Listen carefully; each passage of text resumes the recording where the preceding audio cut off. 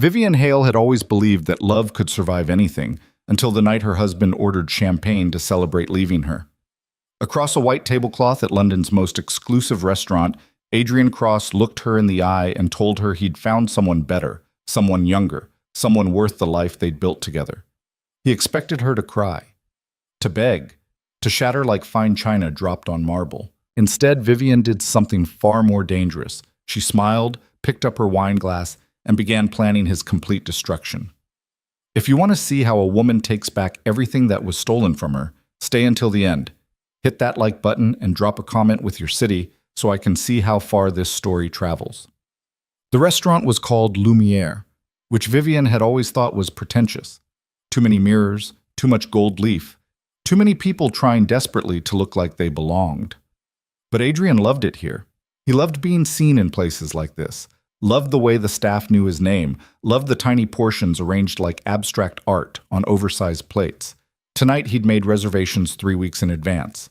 Their anniversary was still 2 months away, and it wasn't her birthday. When he'd told her to wear something nice, she'd felt a small flutter of hope. Maybe he'd finally noticed how distant they'd become. Maybe he wanted to fix things. She'd chosen a navy dress, simple and elegant, the kind that made her feel like herself. Her dark hair was pulled back, and she wore the pearl earrings her mother had given her. At 34, Vivian still turned heads, though she'd never been the type to notice or care. Adrian was already at the table when she arrived. He looked good. He always did. Tailored suit, perfect hair, that confident smile that had first attracted her 8 years ago when they'd met at a gallery opening.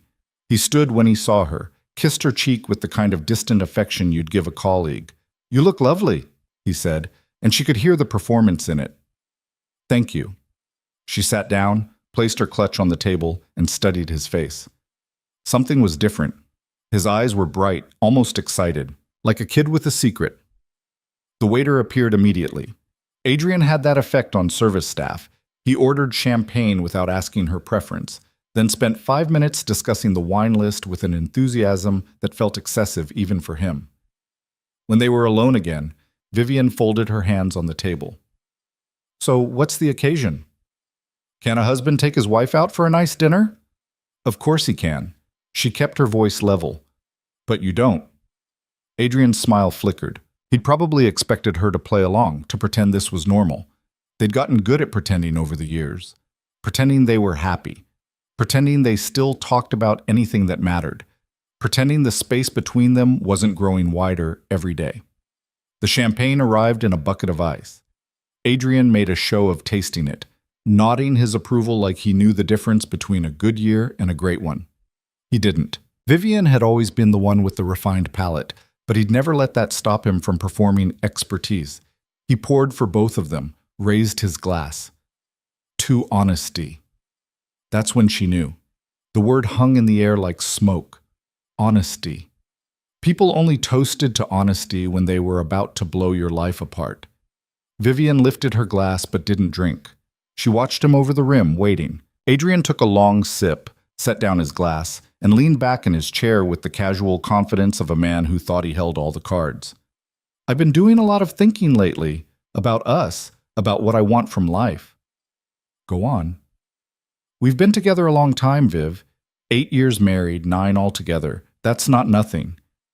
"No," she said quietly. "It's not nothing. But I think we both know things haven't been right for a while." He was using his boardroom voice, the one he deployed when he wanted to sound reasonable while saying something unreasonable. "We've grown apart. We want different things, and I think it's time we both admitted that." Vivian set down her glass with careful precision.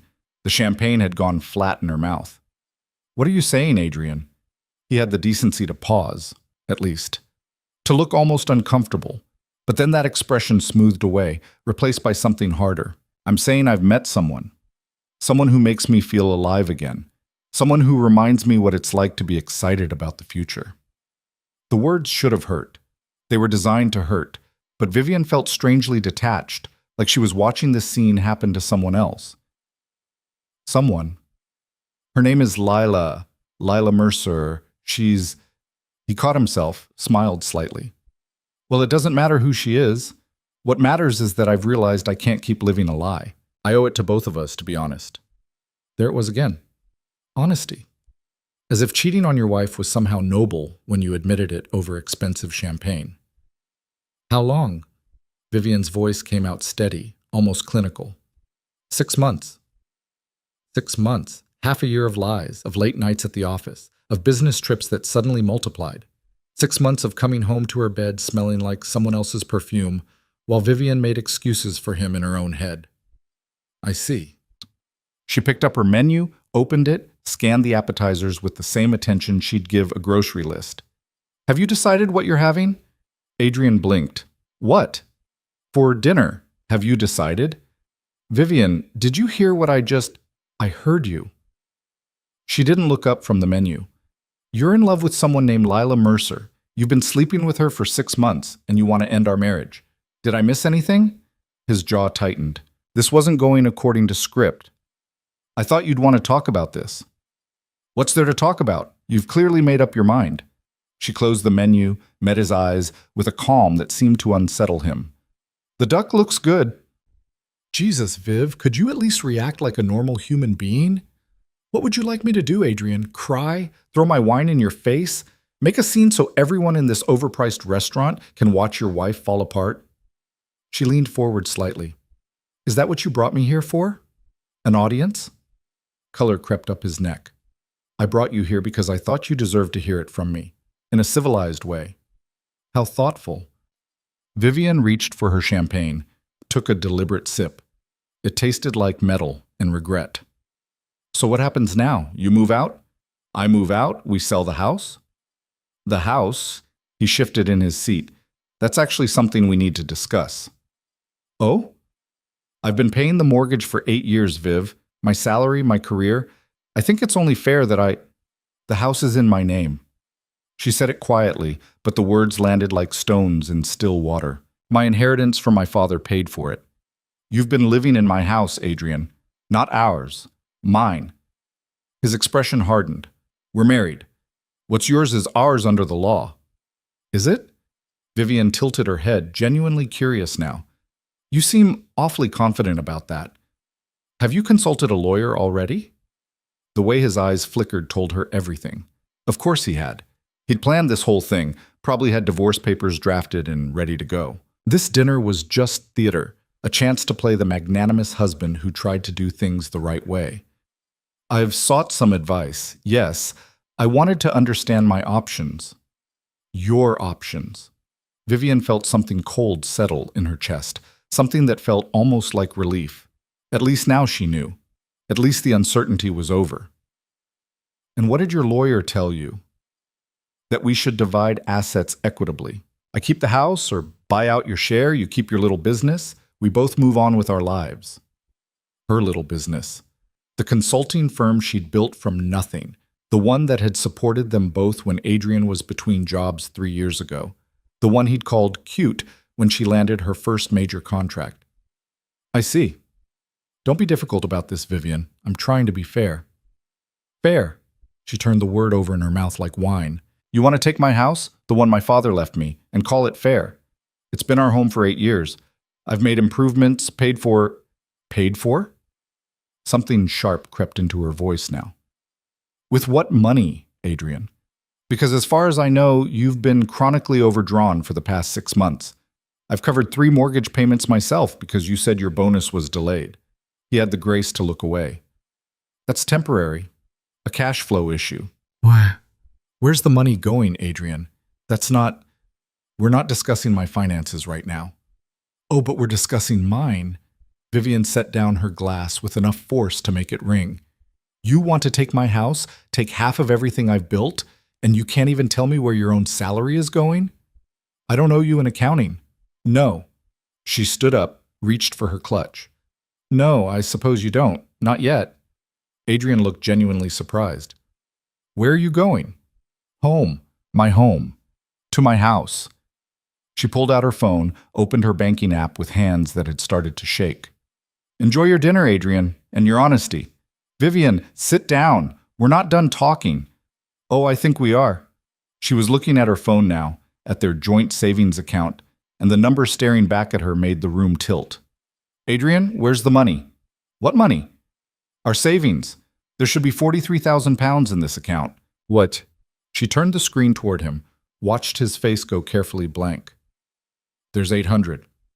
I can explain that. Then explain. Her voice had gone very quiet. People at nearby tables were starting to glance over, but she didn't care anymore. Explain where £42,000 went. He stood up, tried to take her arm. She jerked away. Not here, Viv. Come on, let's go outside and… No. She pulled up transaction histories, months of withdrawals and transfers she'd never authorized. No, we're going to talk about this right here, right now, because I'm looking at charges for hotels I've never been to, restaurants I've never eaten at, purchases at jewelry stores where I've never shopped. I'm looking at 6 months of my money being spent on your… What did you call her? Lila? Lower your voice. Don't you dare tell me to lower my voice. The phone was shaking in her hand. You didn't just cheat on me. You robbed me. Adrian grabbed her wrist, pulled her close enough that only she could hear. His voice was ice. You're making a scene. If you don't calm down and sit back down right now, I will make sure everyone knows exactly what kind of hysterical, unstable woman you are. Vivian looked at his hand on her wrist, at the white pressure of his fingers, and something in her went perfectly, crystalline calm. She'd been afraid of this man for so long without realizing it, afraid of his moods, his criticism, his ability to make her feel small. But fear required respect, and respect required believing someone had power over you. She didn't believe that anymore. Let go of me. She said it loud enough that the couple at the next table definitely heard.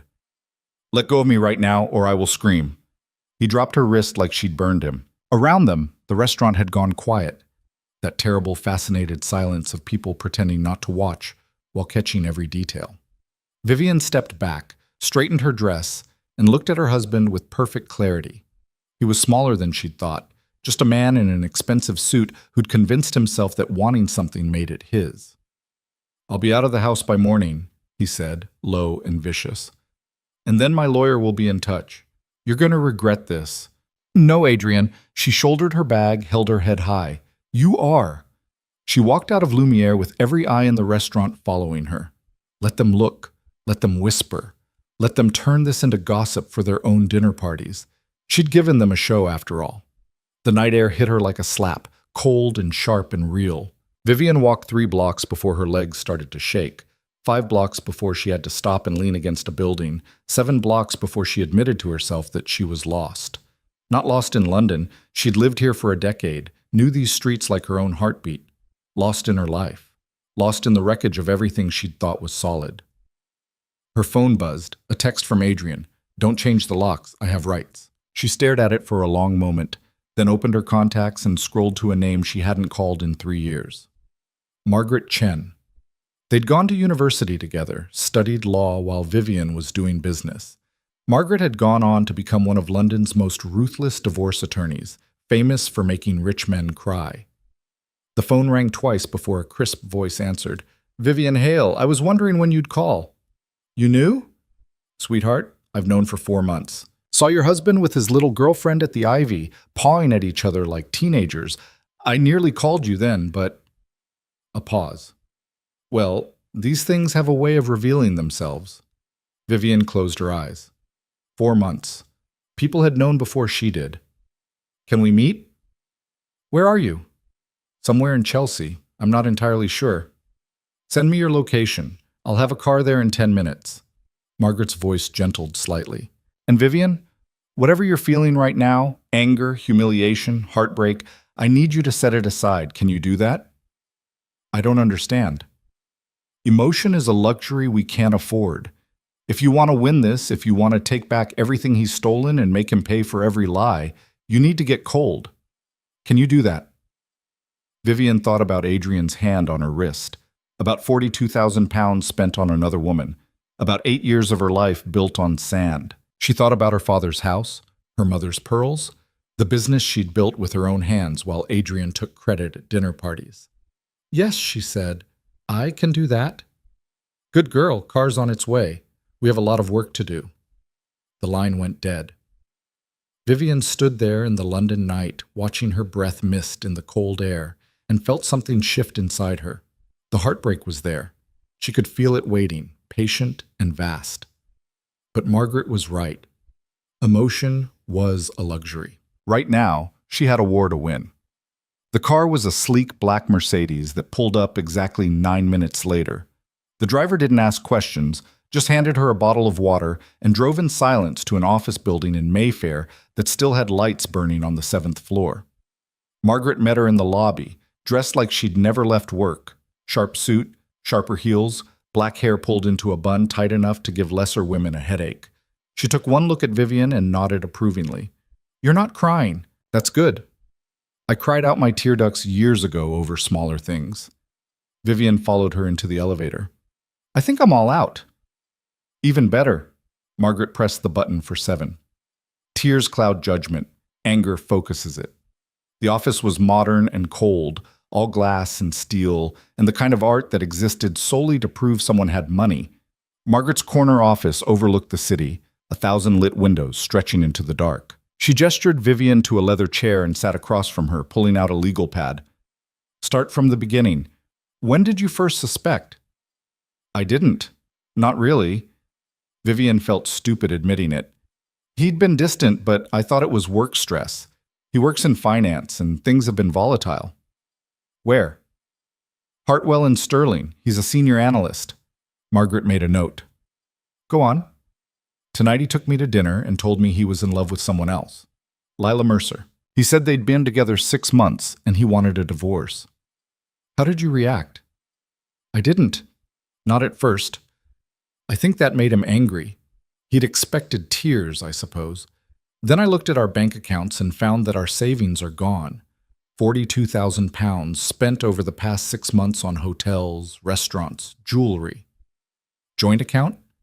"Yes, but the money was mostly mine. Inheritance from my father, savings from my business." Margaret's pen moved faster. "This is good." "This is very good. What about the house?" "In my name. My father's inheritance paid for it outright. Adrian moved in after we got married, but it was never legally his." "Even better. Did he make any improvements, pay for renovations?" Vivian thought back. "We redid the kitchen 3 years ago. I paid for most of it, but he contributed about £5,000. We can handle that. What about his income?" "He makes around $90,000 a year, or he's supposed to. But he's been having trouble with his accounts lately. Overdrawn several times. I've covered some of his expenses." "Gambling?" "I don't think so. I think he's been spending it on Lila." Margaret leaned back, tapping her pen against her lips. "Here's what's going to happen. He's going to come at you hard and fast, trying to scare you into settling quickly before you understand what you're entitled to. He'll use shame, guilt, intimidation, anything to make you feel like you're being unreasonable for wanting what's legally yours. He already grabbed my wrist at dinner, told me I was making a scene." The pen stopped tapping. "Did anyone see?" "Half the restaurant." "Perfect. Did you photograph any bruising?" Vivian looked down at her wrist. There were faint red marks where Adrian's fingers had pressed. "No, but I can. Do it now. Multiple angles, with timestamps." Margaret pushed a business card across the desk. "And I want you to see this doctor tomorrow morning. She specializes in documenting domestic incidents for legal purposes. It wasn't, he didn't hit me. He put his hands on you without consent during an argument about divorce and money. That's assault, Vivian. I know you don't want to think of it that way, but courts do." Margaret's voice was kind but firm. "I'm not saying we lead with that. I'm saying we document everything, build the strongest possible case, and then we decide our strategy." Vivian pulled out her phone with shaking hands and started photographing her wrist. The marks were already fading. By morning, they'd probably be gone. But the camera caught them, preserved them, turned a moment of humiliation into evidence. "What else do I need to do?"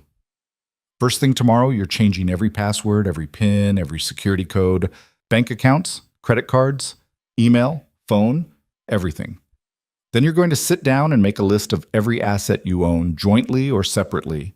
Every bank account, every investment, every piece of jewelry, every painting on your walls, everything. That could take days. Then you'd better start tonight." Margaret stood, walked to a cabinet, and pulled out a bottle of whiskey and 2 glasses. She poured generous measures and handed one to Vivian. "You asked me if I could help you. I can. But you need to understand what you're signing up for. This isn't going to be quick, and it isn't going to be clean. He's going to say terrible things about you. He's going to try to turn your friends against you, make you look unstable or vindictive or greedy. And when that doesn't work, he's going to offer you settlements that sound reasonable but are designed to cheat you out of what you're owed. And what am I owed? Everything. Margaret raised her glass. You're owed every penny he stole, every asset you brought to the marriage, every bit of compensation for the life he disrupted. And by the time I'm done, he's going to pay for the privilege of having lied to you. They drank. The whiskey burned all the way down, but Vivian welcomed it. She needed something to feel real right now. There's one more thing, Margaret said carefully. Lila Mercer. I need to know everything about her. Where she works, where she lives, how they met. Because I guarantee Adrian's not the only one with secrets. You think she's involved in the money? I think a mistress who's comfortable with a married man stealing from his wife to fund their affair is comfortable with a lot of things. And I think people like that tend to have patterns. Margaret sat back down, pulled her laptop toward her. Spell her name for me. Lilamercer.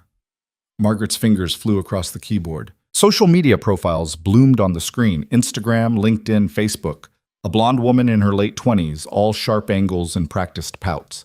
The Instagram was public, filled with photos of expensive dinners, designer handbags, exotic vacations.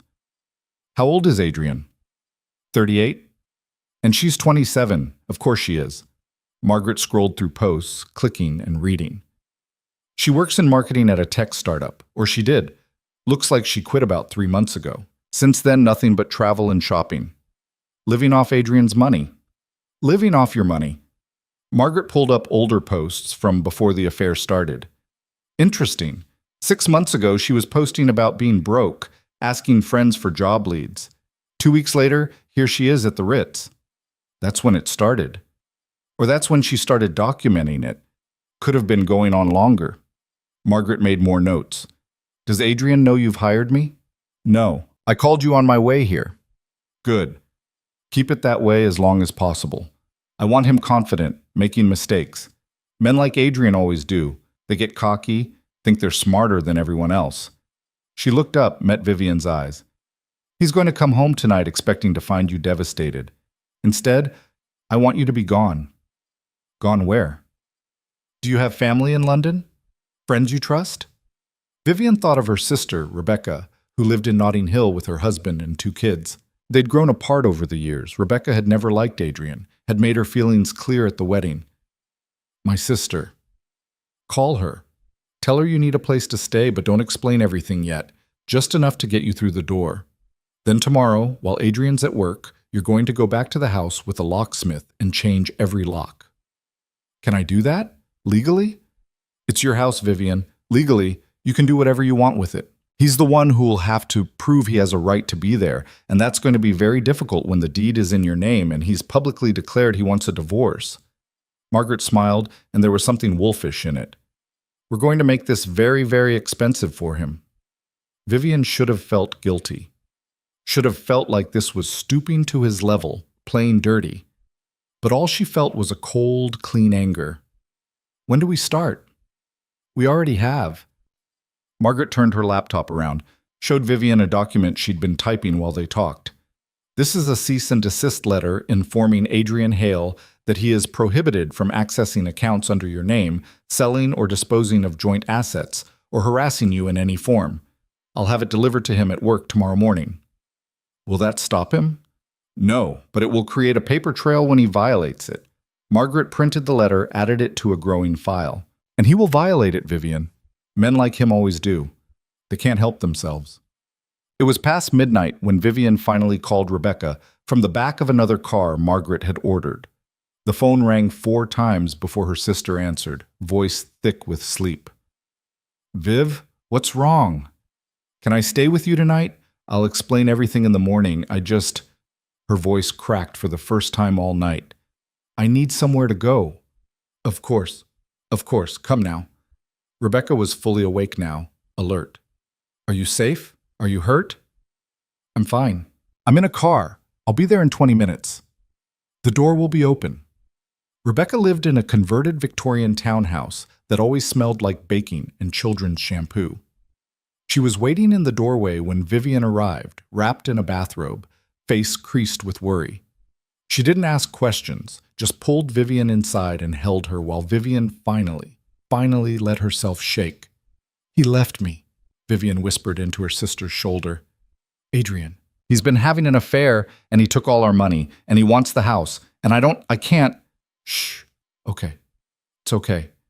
Rebecca guided her to the sofa, wrapped a blanket around her shoulders. "Start from the beginning."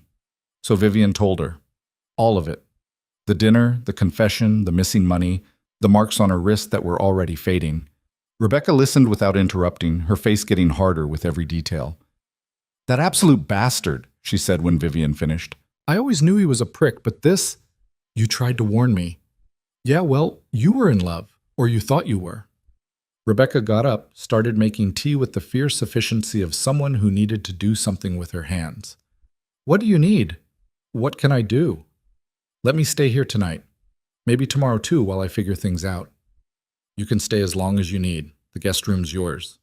Rebecca brought over 2 mugs, sat down close enough that their knees touched. "Have you called a lawyer?" "I just came from one. Margaret Chen." Rebecca's eyebrows shot up. "The Margaret Chen, the one who took down that hedge fund manager last year? She's an old friend from university. Then Adrian Hale is a dead man walking." Rebecca raised her mug in a toast. "Good." They sat in silence for a while, drinking tea, listening to the house settle around them. Upstairs, one of Rebecca's kids coughed in their sleep. The radiator clinked. Outside, London hummed with its endless night traffic. "Can I ask you something?" Rebecca said finally. "Anything." "When did you know?" "Not tonight, but before." "When did you know something was wrong?" Vivian thought back, tried to pin down the moment everything had started to crack. "I think I've known for a long time. I just didn't want to admit it. It's easier to pretend, you know? Easier to make excuses, to tell yourself things will get better. And now? Now I'm done pretending." Vivian set down her mug, looked at her sister directly. "I'm going to take him apart, Becca. I'm going to take back everything he stole, and I'm going to make sure he never has the chance to do this to anyone else." Rebecca smiled, fierce and proud. "There's my sister. I was wondering when she'd show up." Vivian slept that night in Rebecca's guest room, under a quilt that smelled like lavender and safe things. But she didn't sleep well. Every time she closed her eyes, she saw Adrian's face across that table, saw the satisfaction in his smile when he told her about Lila, saw the way he'd grabbed her wrist, trying to control her one last time. She woke up at 5 in the morning with her phone buzzing. 3 texts from Adrian. "Where are you?" "This is childish, Vivian. Come home so we can discuss this like adults." "If you've changed the locks?" "I'm calling the police." She screenshot all 3, sent them to Margaret, then blocked his number. Let him call the police. Let him explain why his wife had to flee her own home because he'd assaulted her in public. By 6, she was showered and dressed in the same clothes from last night. Rebecca was already up, making breakfast for her kids, 2 tow-headed boys who looked at Vivian with the frank curiosity of children who knew something was wrong but not what. "Auntie Viv, are you living here now?" the younger one asked through a mouthful of cereal. "Just visiting, sweetheart." "Mum says Uncle Adrian's a tosser." "Charlie!" Rebecca shot her son a look, but there was no real heat in it. "Well, you did say it." "I said it to your father, not to you." She turned to Vivian. "Sorry, 6-year-olds have no filter." "It's fine." Vivian found she was almost smiling. "And for the record, Mum's right." Her phone buzzed again. "Margaret, doctor's appointment is at 9. I've sent you the address. After that, meet me at your house with the locksmith. I want photographs of everything before Adrian has a chance to take anything." Vivian texted back. "He has keys, not for long." The doctor's office was in Harley Street, all quiet professionalism and potted plants. Doctor Sarah Okonkwo was a woman in her 50s with steady hands and kind eyes who photographed Vivian's wrist from every angle, took detailed notes about the incident, and had Vivian sign a statement that would hold up in court. "I've seen worse," she said gently, "but I've also seen women who didn't document things like this regret it later. You're being smart." "I'm being paranoid." "No." Dr. Okonkwo met her eyes. You're being careful. There's a difference. By 10:30, Vivian was standing on her own doorstep with Margaret, a locksmith named Dave, who'd seen it all before, and a photographer Margaret had hired to document the house's condition. Adrian's car wasn't in the drive. He'd be at work, or so she hoped. Her key still worked. The house was exactly as she'd left it yesterday morning, before the world had tilted. Coffee mug in the sink, Adrian's jacket on the back of a chair, mail piled on the hall table. It looked like a home. It looked like a lie. Start with the bedrooms, Margaret instructed the photographer. Then the office, the living areas, anything with valuables. I want proof of condition, proof of contents. Vivian walked through her own house like a stranger, watching the photographer document her life. The bedroom she'd shared with Adrian, the closet where his clothes hung next to hers, the bathroom where his toothbrush still sat in its holder. She went to his nightstand first, opened the drawer expecting nothing, found a receipt tucked under a stack of business cards. The Connaught Hotel, dated 2 weeks ago. £260 for a suite. Margaret, her voice was steady. I found something. Margaret appeared in the doorway, looked at the receipt, smiled that wolf smile again. Keep looking. They found more. Hotel receipts, restaurant bills, a bracelet from Cartier that Vivian had never seen. Credit card statements showing purchases she'd never made. It was all there. A complete paper trail of his affair, hidden in drawers and jacket pockets like he'd never expected her to look. He's an idiot, Margaret said, photographing each item. They always are. They think they're so clever, but they get lazy, arrogant. The locksmith finished the front door, moved to the back entrance. New locks, new keys, new safety. The house was becoming hers again, bit by bit. They were in Adrian's office when Vivian found the file. It was buried in the back of his filing cabinet, behind tax returns and old bank statements. A manila folder labeled DV in his handwriting, inside divorce paperwork. Already filled out, already filed. Dated 3 weeks ago. He'd been planning this for at least a month, maybe longer. Vivian, Margaret's voice was careful. What does DV stand for? But Vivian was reading the paperwork, the proposal for asset division. He wanted the house sold and profit split. He wanted half her business. He wanted maintenance payments because she earned more than him. He wanted everything. Divorce, I imagine, Vivian said. Her voice sounded distant, clinical. He filed 3 weeks ago. He's been planning this whole time. Then he committed fraud. Margaret took the file, started photographing pages. Every penny he spent from joint accounts after filing these papers is evidence of asset dissipation. Every lie about his finances is perjury waiting to happen. Vivian sat down in Adrian's desk chair, looked around his office, the leather chair, the expensive desk, the artwork she'd helped him choose. I want him destroyed. Then we destroy him. Margaret's phone buzzed. She glanced at it, frowned. That was fast. He's already called my office, demanding to know if I'm representing you. What did you tell him? Nothing, but he knows. Margaret sat on the edge of the desk, folded her arms. This is it, Vivian. Once I confirm I'm your attorney, this becomes real, official. There's no going back, no reconciling, no working it out. Good. Vivian met her eyes. I don't want to work it out. I want justice. Justice is expensive. So is my dignity. And he already stole £42,000 of my money. What's a little more for a good cause? Margaret smiled, pulled out her phone, and made a call. This is Margaret Chen calling for Adrian Hale. Please inform him that as of 10:45 this morning, I am officially retained as counsel for Vivian Hale in the matter of their divorce. All further communication should be directed through me, not my client. Any attempt to contact Mrs. Hale directly will be considered harassment and documented accordingly. She hung up. And now we wait for him to make his first mistake. They didn't have to wait long. Adrian's first mistake came through the letterbox at 2 in the afternoon. Vivian was still at the house with Margaret, going through files in the study, when she heard the metallic scrape of the mail slot. She walked to the front door expecting bills or catalogs, found instead a single white envelope with her name scrawled across the front in Adrian's handwriting. No address, no stamp, hand-delivered. Don't touch it, Margaret said, appearing behind her. Use gloves. You think there's anthrax in there? I think we document everything. Margaret pulled latex gloves from her bag. Of course she had latex gloves in her bag, and carefully opened the envelope. Inside was a single sheet of paper, typed.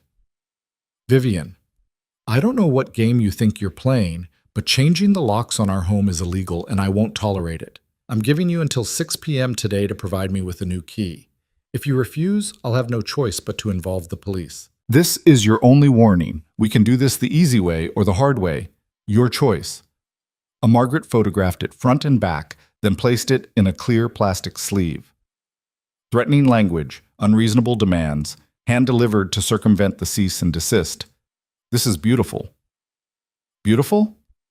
He's already violating a legal order not to contact you. And he came here, to the house, which means we can document trespassing if he tries it again. She pulled out her phone, started typing. I'm going to respond on your behalf. Make it very clear that all communication goes through me. Then we're going to install cameras. Cameras? Front door, back door, driveway. I want footage if he comes back. Margaret looked up from her phone.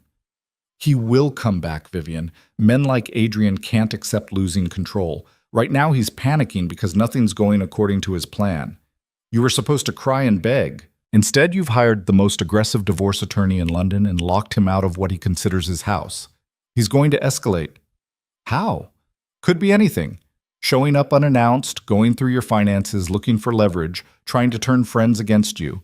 Worst case, he gets physically aggressive again. Vivian thought about his hand on her wrist, the cold fury in his eyes. Should I be scared? You should be careful. There's a difference.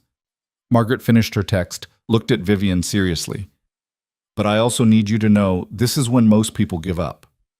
When it gets hard and messy and starts affecting your daily life. He's counting on you getting tired of fighting. Are you going to get tired? No.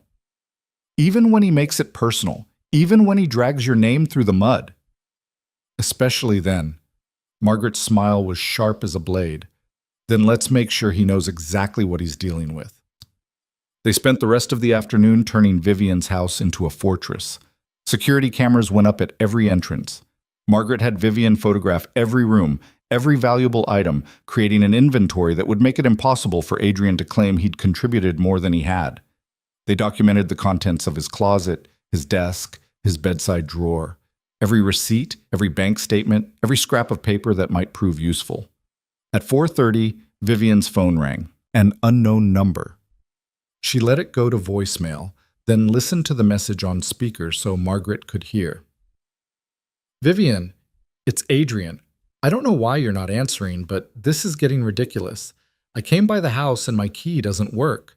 I know you changed the locks. That's illegal, by the way. That house is as much mine as it is yours, and you can't just lock me out. Call me back so we can sort this out like adults. Or I'm getting the police involved. I'm serious, Viv. Don't make this harder than it has to be. His voice was tight with barely controlled anger, the kind that used to make Vivian nervous. Now it just sounded pathetic. He actually thinks the police will help him, Margaret said, almost amused. Men always think the police will help them. Will they?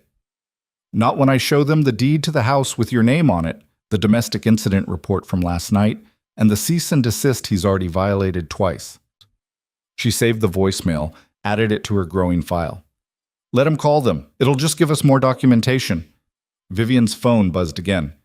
A text from a number she didn't recognize. This is Lila. We need to talk.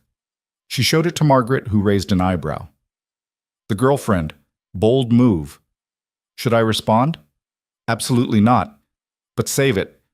Margaret leaned back against the kitchen counter, arms folded.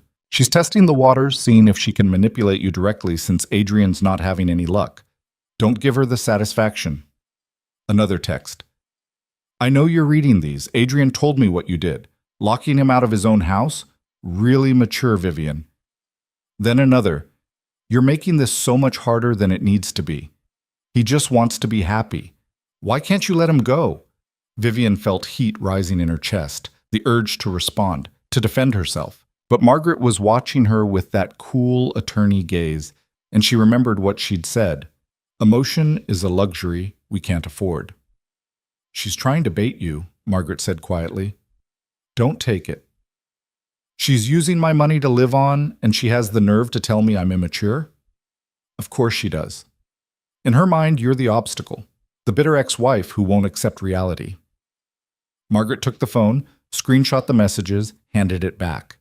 She probably believes her own story, that Adrian's some trapped hero and she's his salvation. It's easier than admitting she's a thief's accomplice.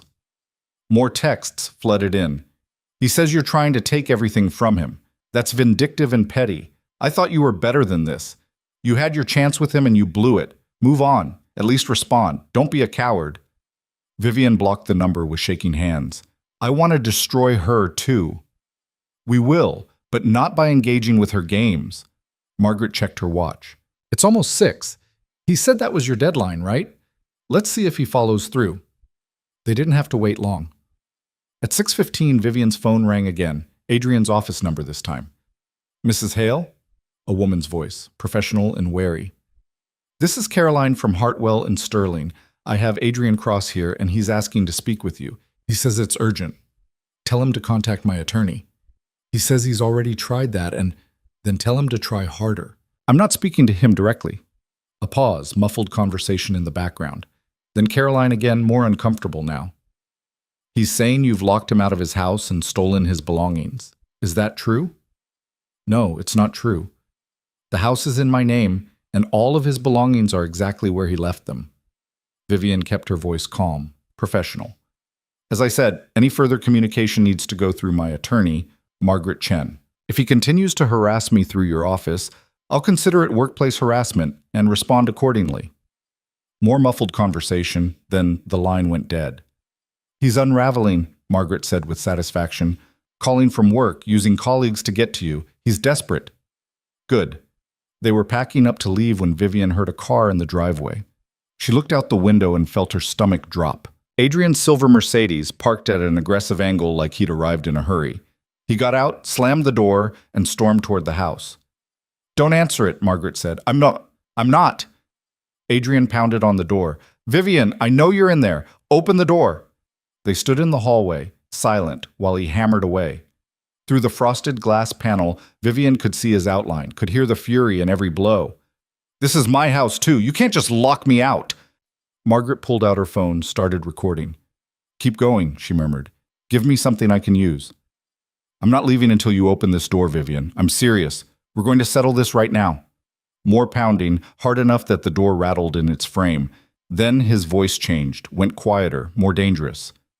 I know you're listening. I know Margaret Chen is in there with you, filling your head with nonsense. But you need to understand something. You can't win this. I have lawyers too, Vivian. Good ones. And when they're done with you, you're going to wish you'd been reasonable. Threatening language, Margaret whispered, still recording. Beautiful. You want to know why I left you?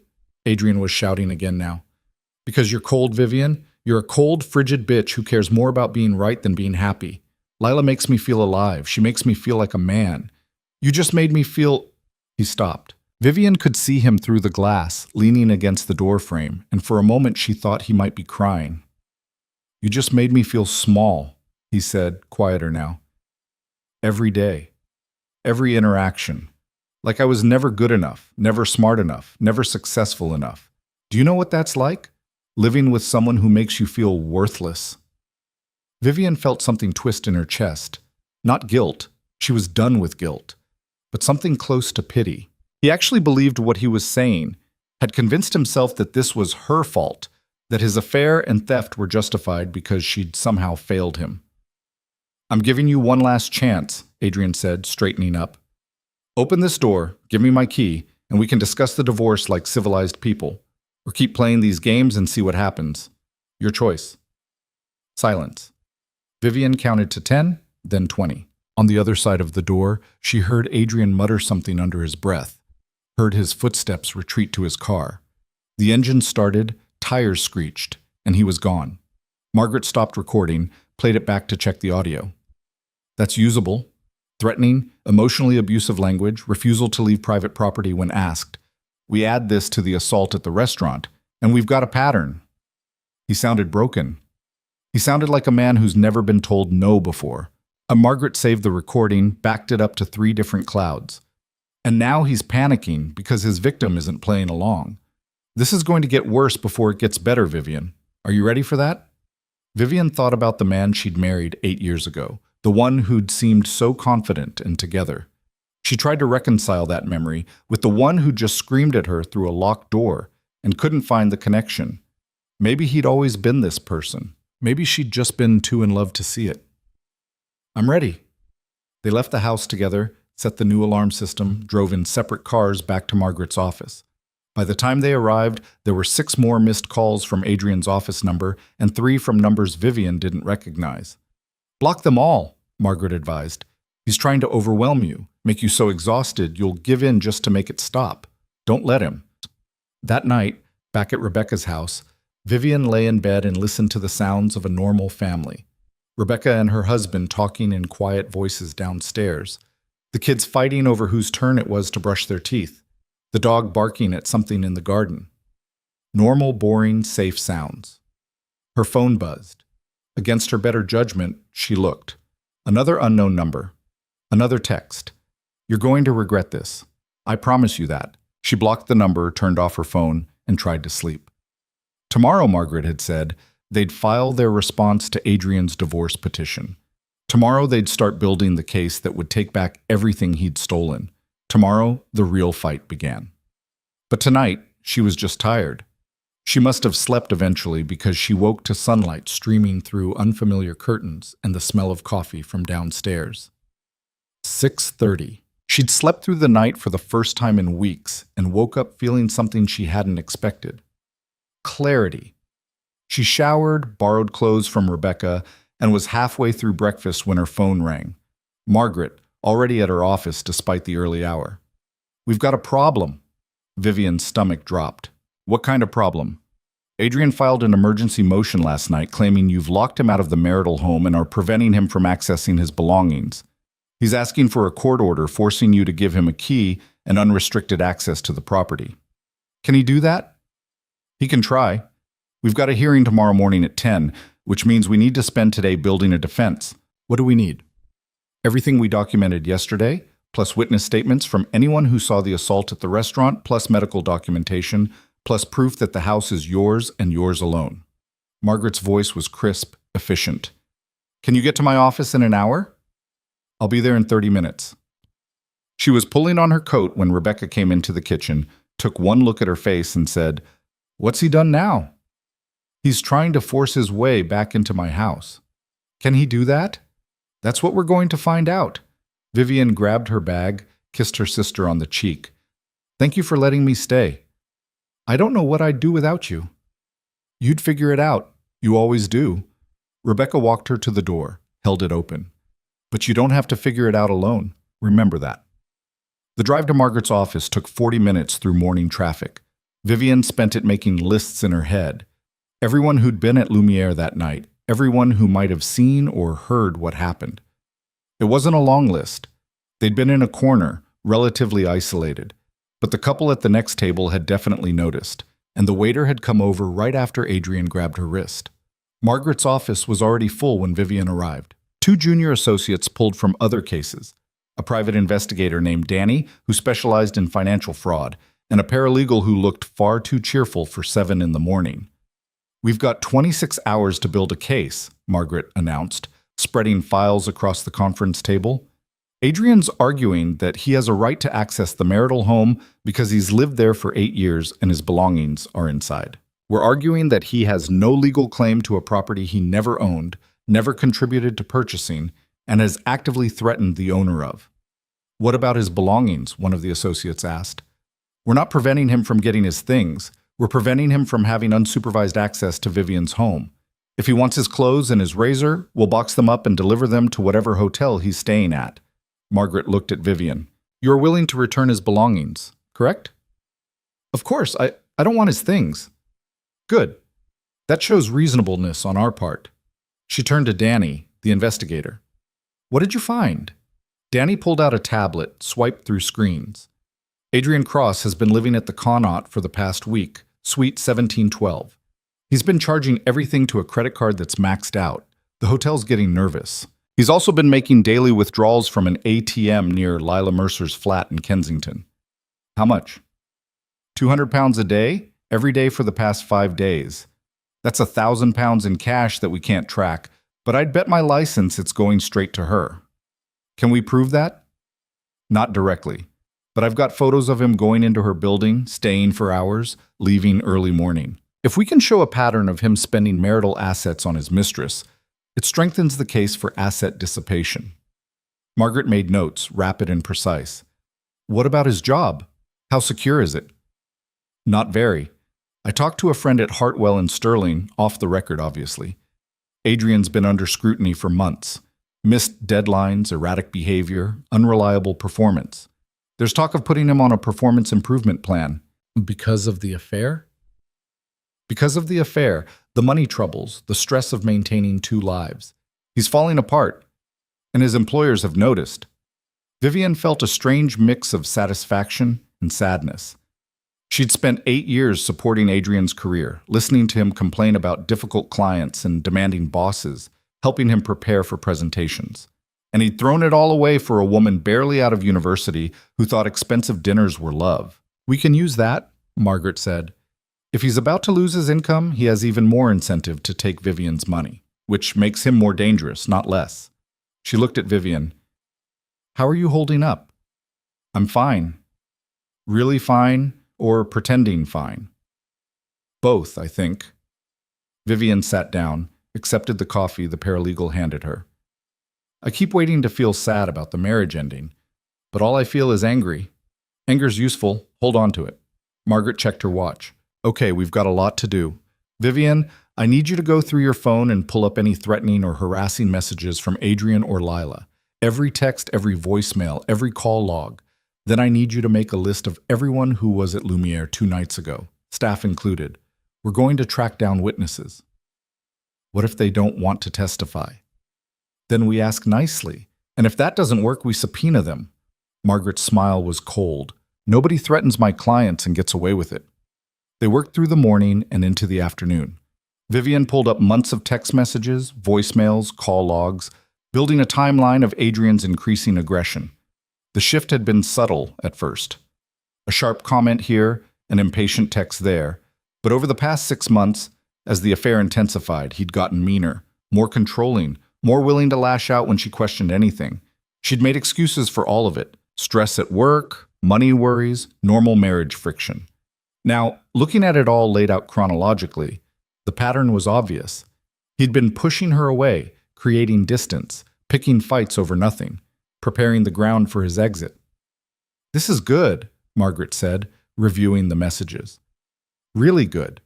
He's documenting his own abuse. One of the associates came back from Lumiere with news. I talked to the maitre d'. He remembers the incident, says several staff members witnessed it. The waiter who served them is willing to give a statement. Get it in writing, today. By 6 that evening, they had witness statements from 3 restaurant employees, medical documentation of the wrist injury, a complete financial history showing Adrian's spending, and a timeline of his increasingly threatening behavior. Margaret laid it all out like pieces of a puzzle, each one fitting perfectly with the next. This is what we're going to walk into court with tomorrow, she said, and this is what we're going to say.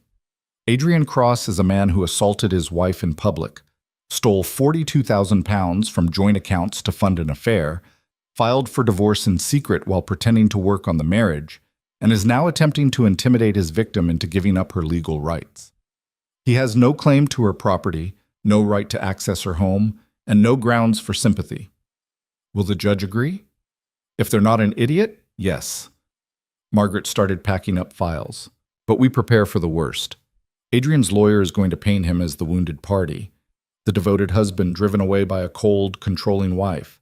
They'll say you changed the locks out of spite, that you're keeping his things hostage, that you're being unreasonable. How do we counter that? With the truth, and with the fact that you've offered, multiple times through counsel, to return his belongings. He's the one refusing to communicate through proper channels. He's the one making threats. He's the one who chose to assault you instead of having a civilized conversation. She looked at Vivian seriously. Are you ready to sit in a courtroom and look at him while we lay all of this out? Vivian thought about it. really thought about it, sitting across from Adrian, watching him try to play the victim while their marriage was dissected in front of strangers. It would be humiliating, painful, probably one of the hardest things she'd ever done. "Yes," she said, "I'm ready." That night, Rebecca's husband David took the kids to his mother's house so Vivian and Rebecca could have the living room to themselves. They ordered takeaway, opened wine, and pretended to watch television while Vivian's mind raced through every possible outcome for tomorrow. "What if I lose?" she said finally. "You won't." "But what if I do? What if the judge sides with him and gives him access to the house, and I'm stuck seeing him whenever he wants to show up?" Rebecca muted the television, turned to face her fully. "Then we deal with it. We change tactics. We appeal. We keep fighting. But you won't lose, Viv. You've got the law on your side. You've got evidence, and you've got the best attorney in London.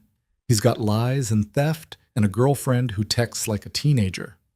She called me a coward." "Of course she did, because she's terrified you're going to take away her meal ticket."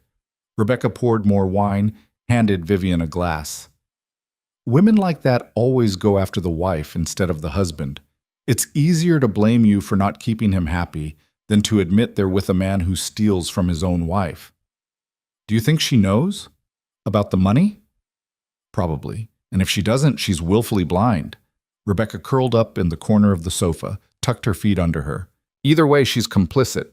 You don't spend £42,000 of someone else's money without asking where it came from." Vivian's phone buzzed. Another unknown number. She almost didn't look, but Rebecca reached over and grabbed it first. "It's a photo," she said, frowning. Then her face went hard. "Don't look at this." But Vivian had already seen a photo of Adrian and Lila, wrapped around each other in what looked like a hotel bed. Lila's face was turned toward the camera, smiling smugly. The message underneath, "He's mine now. Let him go." Rebecca deleted it, blocked the number, and threw the phone across the room onto a cushioned chair. "That bitch!" Vivian felt something crack inside her chest. Not heartbreak. She was past that. Something angrier. Something that felt like pure crystalline rage. "Screenshot it first." "What?" "The photo. It's evidence. Of the affair, of her harassment, of everything." "Bucky?" Vivian retrieved the phone, found the photo in her deleted messages, screenshot it before the deletion was permanent. "Margaret needs to see this." She sent it to Margaret with a single line. "Lila's getting desperate." The response came back immediately. "Good. Desperate people make mistakes. See you at court tomorrow, 9:30 sharp."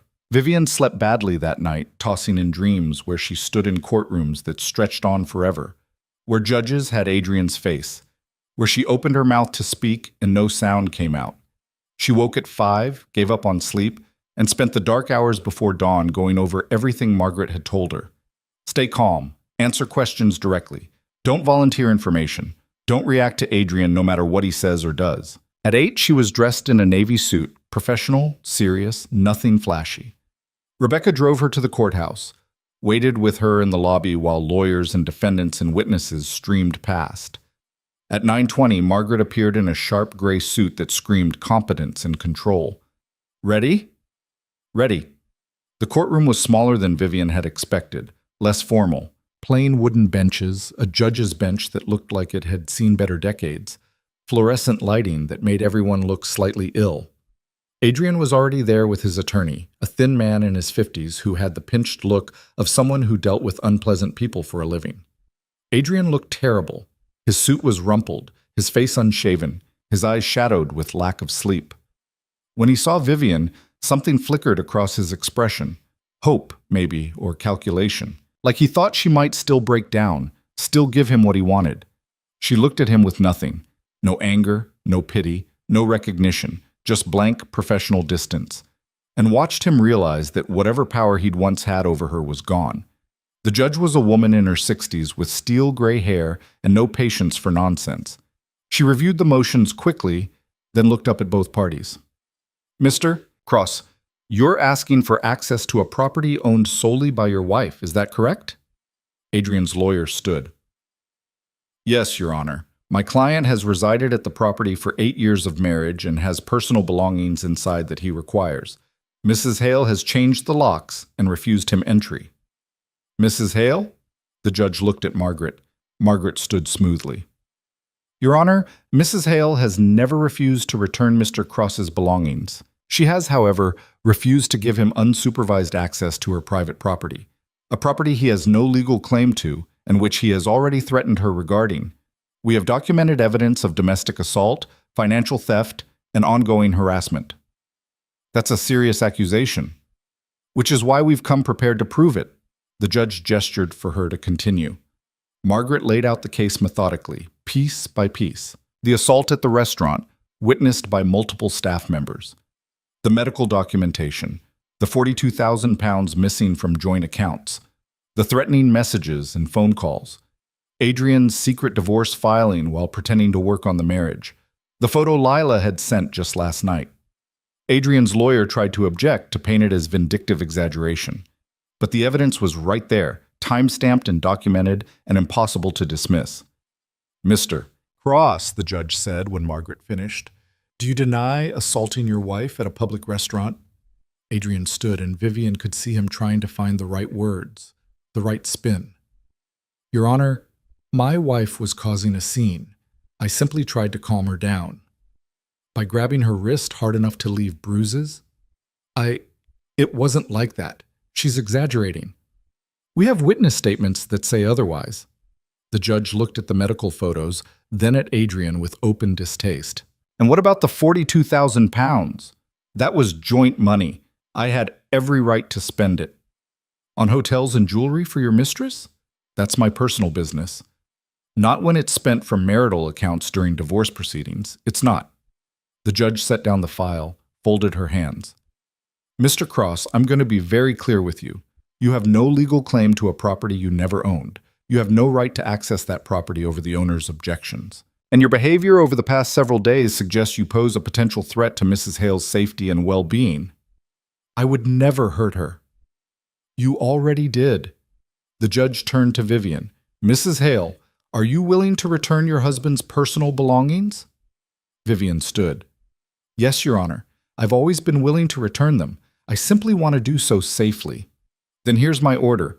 Mrs. Hale will arrange for Mr. Cross's belongings to be packed and delivered to an address of his choosing within 7 days. Mr. Cross will have no access to the property itself. If he needs to retrieve something personally, he may do so with Mrs. Hale's attorney present at a mutually agreed time. Any further contact between the parties will go through their respective attorneys. Mr. Cross, if you violate this order, I will hold you in contempt. Do you understand? Adrian's face had gone white. Yes, Your Honor. Good. Motion denied. We're adjourned. The gavel came down, and just like that, it was over. Vivian felt Rebecca's hand squeeze her shoulder. She'd been sitting in the gallery the whole time.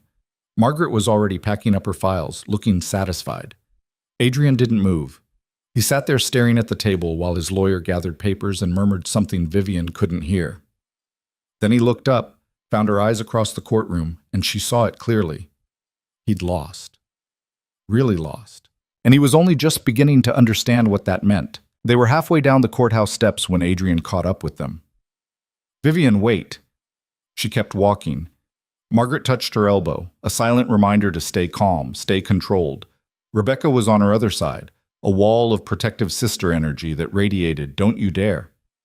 Vivian, please, I just want to talk. Through your attorney, Margaret said without turning around, as the judge just ordered. 5 minutes, that's all I'm asking. His voice cracked, and Vivian hated that she recognized that sound, the one he used when he wanted sympathy, when he needed her to soften and forgive. Please. Vivian stopped, turned around. Adrian stood 3 steps above them, backlit by the weak morning sun, and for a moment he looked like the man she'd married, vulnerable, lost, almost human. You have something to say to my client? Margaret's voice could have cut glass. Adrian looked at Vivian, ignoring Margaret completely. I didn't think you'd actually go through with it. The lawyer, the court, all of this. I thought we could work it out. You thought I'd just hand you my house and my money and disappear quietly. No, I thought... He ran a hand through his hair, that old nervous gesture she knew so well. I thought you'd understand. that we'd grown apart, that it wasn't working, that we'd both be happier moving on. Moving on with 42,000 pounds of my money? His jaw tightened. That's what this is really about, isn't it? The money. Not the marriage, not us, just the money. Vivian felt Rebecca shift beside her, ready to jump in, but she held up a hand. No, Adrian, this is about you lying to me for 6 months. This is about you stealing from accounts I built. This is about you filing for divorce while telling me everything was fine. This is about you grabbing my wrist in a restaurant because I wouldn't cry on command. The money is just evidence of what you are. What I am? Color was creeping up his neck now. You want to talk about what I am? I'm the one who stayed in a marriage that was dead for years. I'm the one who tried to make it work while you were married to your business, too busy being successful to notice your husband was miserable. Then you should have left, filed for divorce, moved out, been honest. But you didn't, because you wanted to keep living in my house, spending my money, while you figured out if Lila was a sure thing. That's not... He stopped, looked at Margaret and Rebecca, seemed to remember they had an audience. Can we please talk about this in private? No, Margaret said flatly. I wasn't asking you. Well, I'm answering anyway. You want to communicate with Mrs. Hale? You do it through me. Those are the rules, and you're going to follow them, or the next time we're in front of a judge, I'm asking for a restraining order. Adrian's lawyer appeared at the top of the steps, looking harried. Adrian, we need to go. Now. But Adrian wasn't done. He took a step down, closing the distance between them, and Vivian saw Margaret's hand move to her phone. You're making a mistake, Viv. You think you're punishing me, but you're just hurting yourself. The longer you drag this out, the more expensive it gets. For both of us. I can afford it. Can you? Something nasty crept into his voice. Because from where I'm standing, your little consulting business isn't exactly thriving. How many clients do you have right now? 3? 4? How long before they hear about this mess and decide you're too much drama? Is that a threat? It's reality? You want to destroy me? Fine. But you're going down too. Margaret stepped between them, physically blocking Adrian's view of Vivian. This conversation is over. You have your court order. Follow it or face the consequences. Adrian looked at Margaret like he wanted to say something cutting, something that would hurt. But his lawyer was there now, hand on his arm, pulling him back. Adrian, car, now. They watched him go, stalking across the courthouse plaza toward a waiting taxi. His lawyer followed, talking rapidly into his phone, probably already planning their next move. Well, Rebecca said when they were gone, he's taking that well. Vivian felt shaky, adrenaline draining out of her system. He threatened my business. He's scared, Margaret said. He just lost in court. He's hemorrhaging money on hotels and his girlfriend, and he's starting to realize this isn't going to be the easy divorce he planned. So he's lashing out, trying to find leverage. Will he go after my clients? He might try, but you haven't done anything wrong, and any client worth keeping will see through it. Margaret guided them toward her car. What matters now is that we stay ahead of him. He's going to escalate, and we need to be ready. They drove back to Margaret's office in silence. Vivian stared out the window at London streaming past, gray and familiar and suddenly foreign. Everything looked the same as it had a week ago, but she felt like a different person, harder, colder, more willing to fight dirty because that's what survival required. At the office, Margaret's team was already assembled, ready for the next phase. Danny the investigator had more information about Adrian's finances, and none of it was good. He's broke, Danny said, spreading out bank statements. Not exaggerating, actually broke. His credit cards are maxed, his overdraft is at the limit, and his salary barely covers his hotel bill. He's been taking cash advances, payday loans, anything he can get his hands on. How is he affording Lila's lifestyle? He's not anymore. The well ran dry about 2 weeks ago, right around when you noticed the missing money. Danny pulled up Instagram on his tablet, showed them Lila's recent posts. Notice anything different? Vivian looked. The photos from a month ago showed designer bags, expensive restaurants, luxury hotels. The recent ones were more carefully curated, expensive looking but generic. Coffee shops instead of champagne bars. Selfies instead of professional shots. She's running out of money too. Exactly. And when the money runs out, so does the fantasy. Danny swiped through more posts. I'd give them 3 months before she starts looking for her next meal ticket. Unless Adrian finds more money, Margaret said, which is why he's so desperate to get access to Vivian's assets. It's not about the house or his belongings. It's about his survival.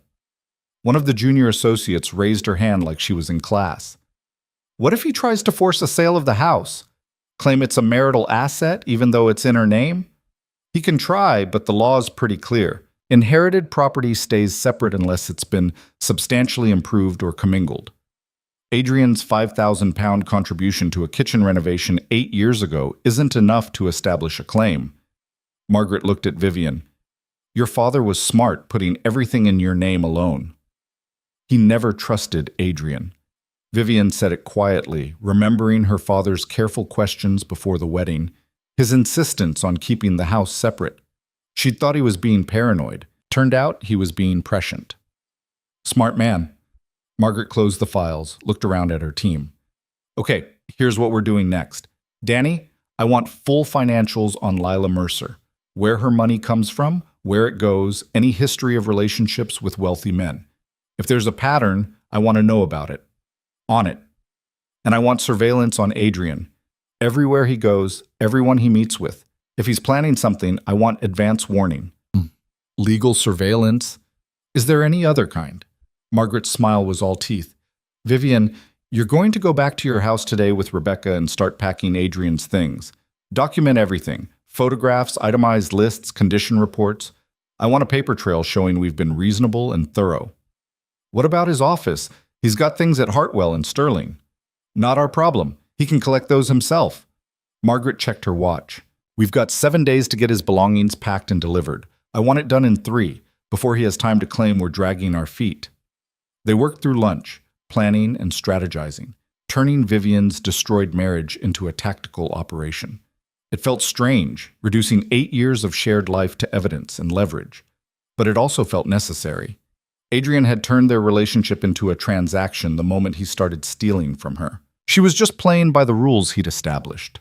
By 2 that afternoon, Vivian and Rebecca were back at the house, armed with boxes and garbage bags and a detailed inventory system. They started in the bedroom, pulling Adrian's clothes from the closet, folding them with mechanical efficiency. These suits cost a fortune, Rebecca said, checking a label. Savile Row. Does he actually need this many? He likes looking successful. Vivian packed them carefully, despite everything. Image matters in finance. Image doesn't pay the rent. Rebecca moved to the dresser, started on socks and underwear. How are you really doing? And don't say fine. Vivian sat down on the bed, her bed, in her house, that would stay hers. I keep waiting to fall apart. Everyone expects me to, I think. The crying, the ice cream, the burning his stuff on the lawn. But I just feel empty. Like I used up all my sadness somewhere along the way, and there's nothing left. That's not emptiness. That's clarity. Is it? You're seeing him clearly for the first time in years. No love goggles, no excuses, no hoping he'll change, just the reality of who he is and what he did. Rebecca folded a shirt, added it to the box. That's not empty. That's awake. They worked in silence for a while, methodically dismantling Adrian's presence from the house. His books went into boxes, his toiletries into bags, his collection of cufflinks into bubble wrap. Each item was a small memory. This tie he'd worn to their anniversary dinner 2 years ago, this watch she'd given him for his birthday, this cologne that used to make her stomach flip when she smelled it. Now it all just smelled like lies. Vivian was packing his nightstand when she found another receipt, not for hotels or restaurants this time, for a jewelry store in Hatton Garden. £5,000 charged to his credit card 3 weeks ago. She checked the itemized list. An engagement ring. Rebecca. Her sister came over, looked at the receipt, went pale. He bought her a ring. While he was still married to me. While he was still sleeping in this bed. Vivian felt something hot and sharp behind her ribs, but her hand stayed steady. He was planning to propose. That absolute cheat. Rebecca grabbed the receipt, took photos from every angle. Margaret needs to see this. Vivian sent the images with shaking hands. The response came back within minutes. Perfect. This proves intent to continue the relationship and further asset dissipation. Keep looking. They found more. Love letters from Lila, printed out and tucked into his desk drawer. Plans for a vacation to Santorini, booked for next month. A lease agreement for a flat in Kensington. Adrian and Lila's names both on it, signed 2 weeks ago. He was going to move in with her, Vivian said, reading the lease. He had it all planned out. Leave me. Marry Lila. Start over. With your money. With my money. She photographed the lease, added it to the growing evidence file. Every piece of paper she found was another nail in Adrian's coffin, another proof that this wasn't a sudden decision or a mistake. It was calculated. Methodical. Cold. By evening, they had 10 boxes packed and a complete inventory of everything that belonged to Adrian. Clothes, books, electronics, personal papers, all of it documented, photographed, ready for delivery. Vivian called the storage company Margaret had recommended, arranged for pickup the next morning. Where should we send it? The dispatcher asked. Vivian gave them the address of the Connaught, Suite 1712. Let Adrian explain to hotel management why he was receiving 10 boxes of belongings. Let him deal with the logistics and the cost and the embarrassment. That night, back at Rebecca's house, Vivian's phone started ringing. Adrian's lawyer calling to negotiate. She sent him to voicemail, forwarded the message to Margaret, and blocked the number. 2 minutes later, a different number called. She blocked that too. Then texts started coming in from numbers she didn't recognize but knew were Adrian. You're being ridiculous. I need my things. This is harassment. I could sue you for this. Fine, keep playing games. See where it gets you. She blocked each number as it appeared, a game of whack-a-mole that would have been funny if it wasn't so pathetic. Margaret had warned her this would happen. The extinction burst, she'd called it. When someone loses control, they fight harder before they accept defeat. But Vivian was done fighting. She was just watching Adrian destroy himself, one desperate move at a time. The next morning, the storage company picked up Adrian's boxes. By noon, Margaret received an angry email from Adrian's lawyer claiming they'd stolen his client's property. By 1, they had security footage from the Connaught showing Adrian signing for the delivery himself. He's flailing, Margaret said over the phone. This is good. Keep letting him flail. But that afternoon, things took a darker turn. Vivian was at a coffee shop near her office, meeting with a potential client, when a woman approached their table. Blonde, young, wearing sunglasses indoors. It took Vivian a moment to recognize her from Instagram photos. Lila Mercer. I'm sorry to interrupt, Lila said, her voice dripping with false sweetness. But I saw you sitting here and I thought we should finally meet properly, woman to woman. The client looked confused. Vivian felt her stomach drop. I don't think we have anything to discuss. Oh, I disagree. I think we have a lot to discuss. Lila pulled out a chair, sat down without being invited. Like how you're making Adrian's life hell because you can't accept that he's moved on. I'm in a meeting. This will just take a minute. Lila smiled at the client, all charm. You don't mind, do you? This is important. The client, a nervous woman in her 40s who'd been interested in hiring Vivian for brand consulting, looked between them uncertainly. Maybe I should... No, please stay, Vivian said, her voice level despite her racing heart. This woman is leaving. This woman has a name, Lila, and I'm not leaving until you hear what I have to say. Lila leaned forward, dropping the sweet act. You need to stop this vindictive campaign. Drop the lawyers, give Adrian what he's entitled to, and move on with your life. He's entitled to nothing. He lived in that house for 8 years. He contributed to the marriage. He deserves fair compensation. He stole 42,000 pounds. Lila waved a hand dismissively. That's his money too. You just want to punish him for falling in love with someone else. The client was gathering her things, clearly uncomfortable. Vivian felt the meeting slipping away, felt her professional reputation crumbling in real time. Please leave. Now. Or what? You'll call the police. Go ahead. I'd love to tell them how you're harassing Adrian, turning his life upside down because you're jealous. Lila's voice was getting louder, drawing attention from other tables. He told me what you're really like. Controlling, manipulative, cold. He said living with you was like living in a prison. I'm calling security. Vivian pulled out her phone, but Lila grabbed her wrist. The same wrist Adrian had grabbed. And for a moment, Vivian was back in that restaurant, feeling the same helpless fury. But she wasn't helpless anymore. Vivian yanked her arm free, stood up, and spoke loud enough for everyone in the coffee shop to hear. "Get your hands off me. I don't know you, I didn't invite you here, and you need to leave. Now." The barista was already coming over, phone in hand. "Is there a problem?" "This woman is harassing me," Vivian said clearly. "I've asked her to leave, and she's refused. I'd like you to call the police." Lila's face went white, then red. "I'm not harassing anyone. I'm just trying to have a conversation." "By grabbing my wrist and disrupting my business meeting?"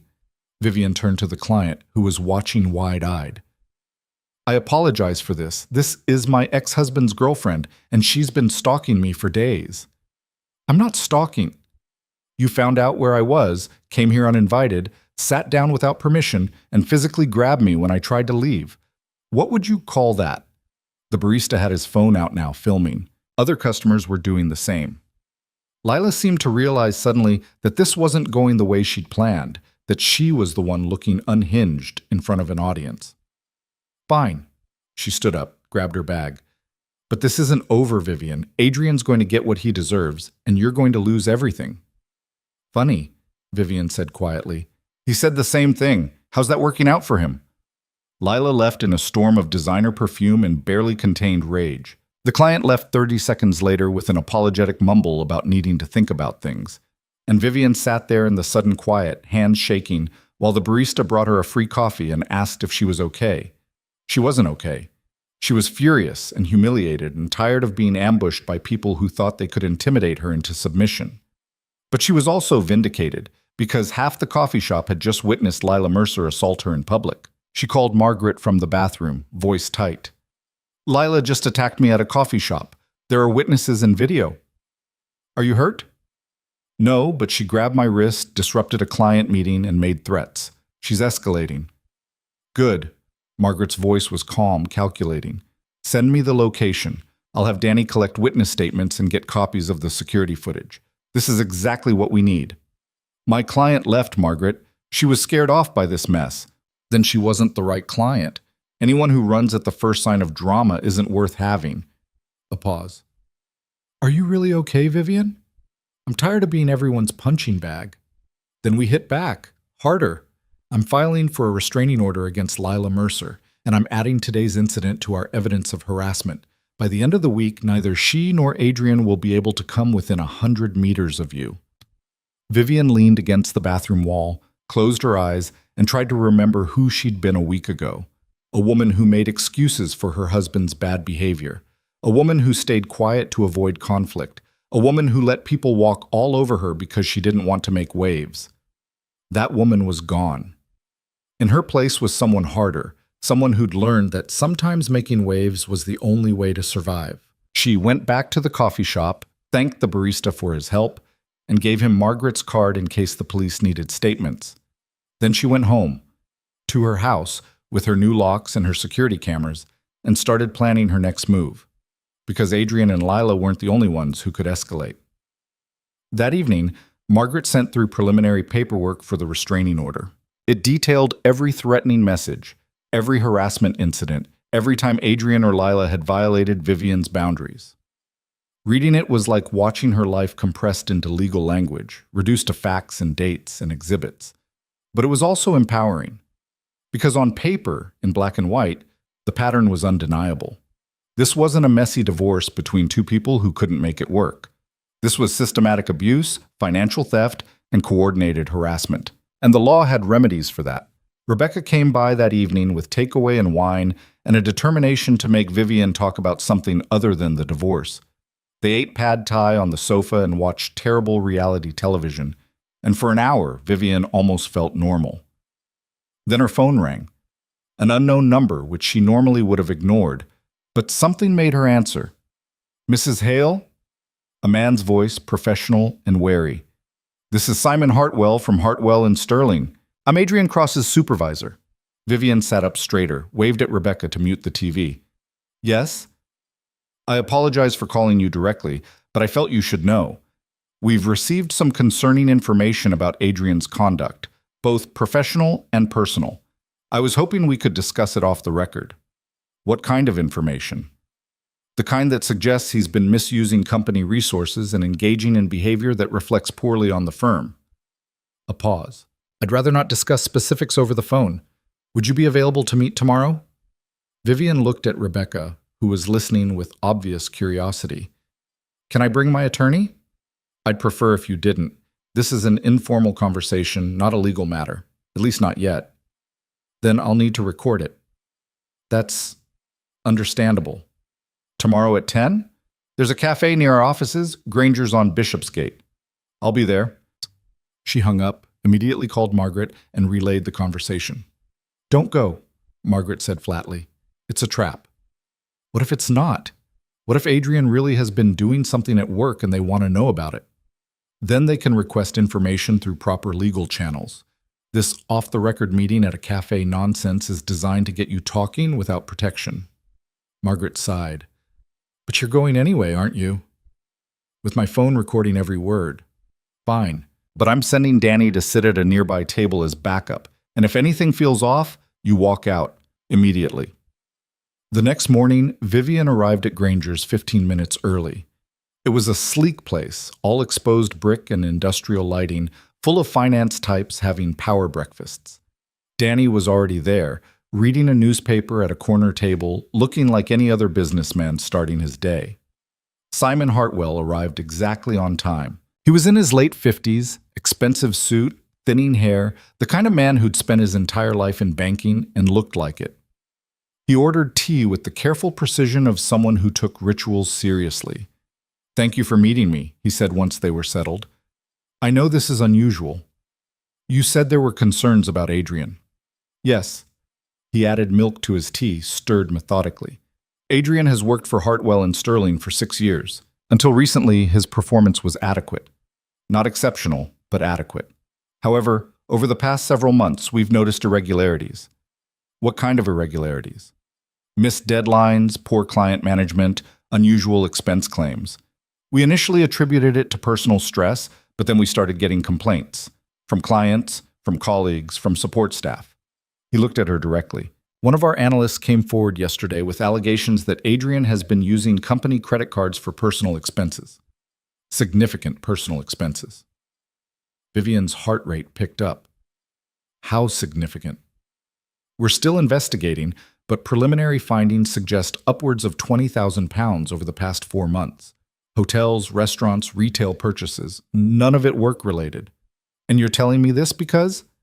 Because Adrian's listed you as his emergency contact. Because we need to understand whether this is a personal crisis or something more serious. And because, he paused, chose his words carefully. Because we've heard about your divorce proceedings, and we need to know if this is going to become a legal matter that impacts the firm. Vivian pulled out her phone, made a show of placing it on the table. I'm recording this conversation for my protection and yours. I understand. Adrian has been having an affair with a woman named Lila Mercer. He's been funding that affair with money stolen from our joint accounts, approximately £42,000 that I can prove. If he's also been using company cards, that's between him and your firm. I have nothing to do with his professional conduct.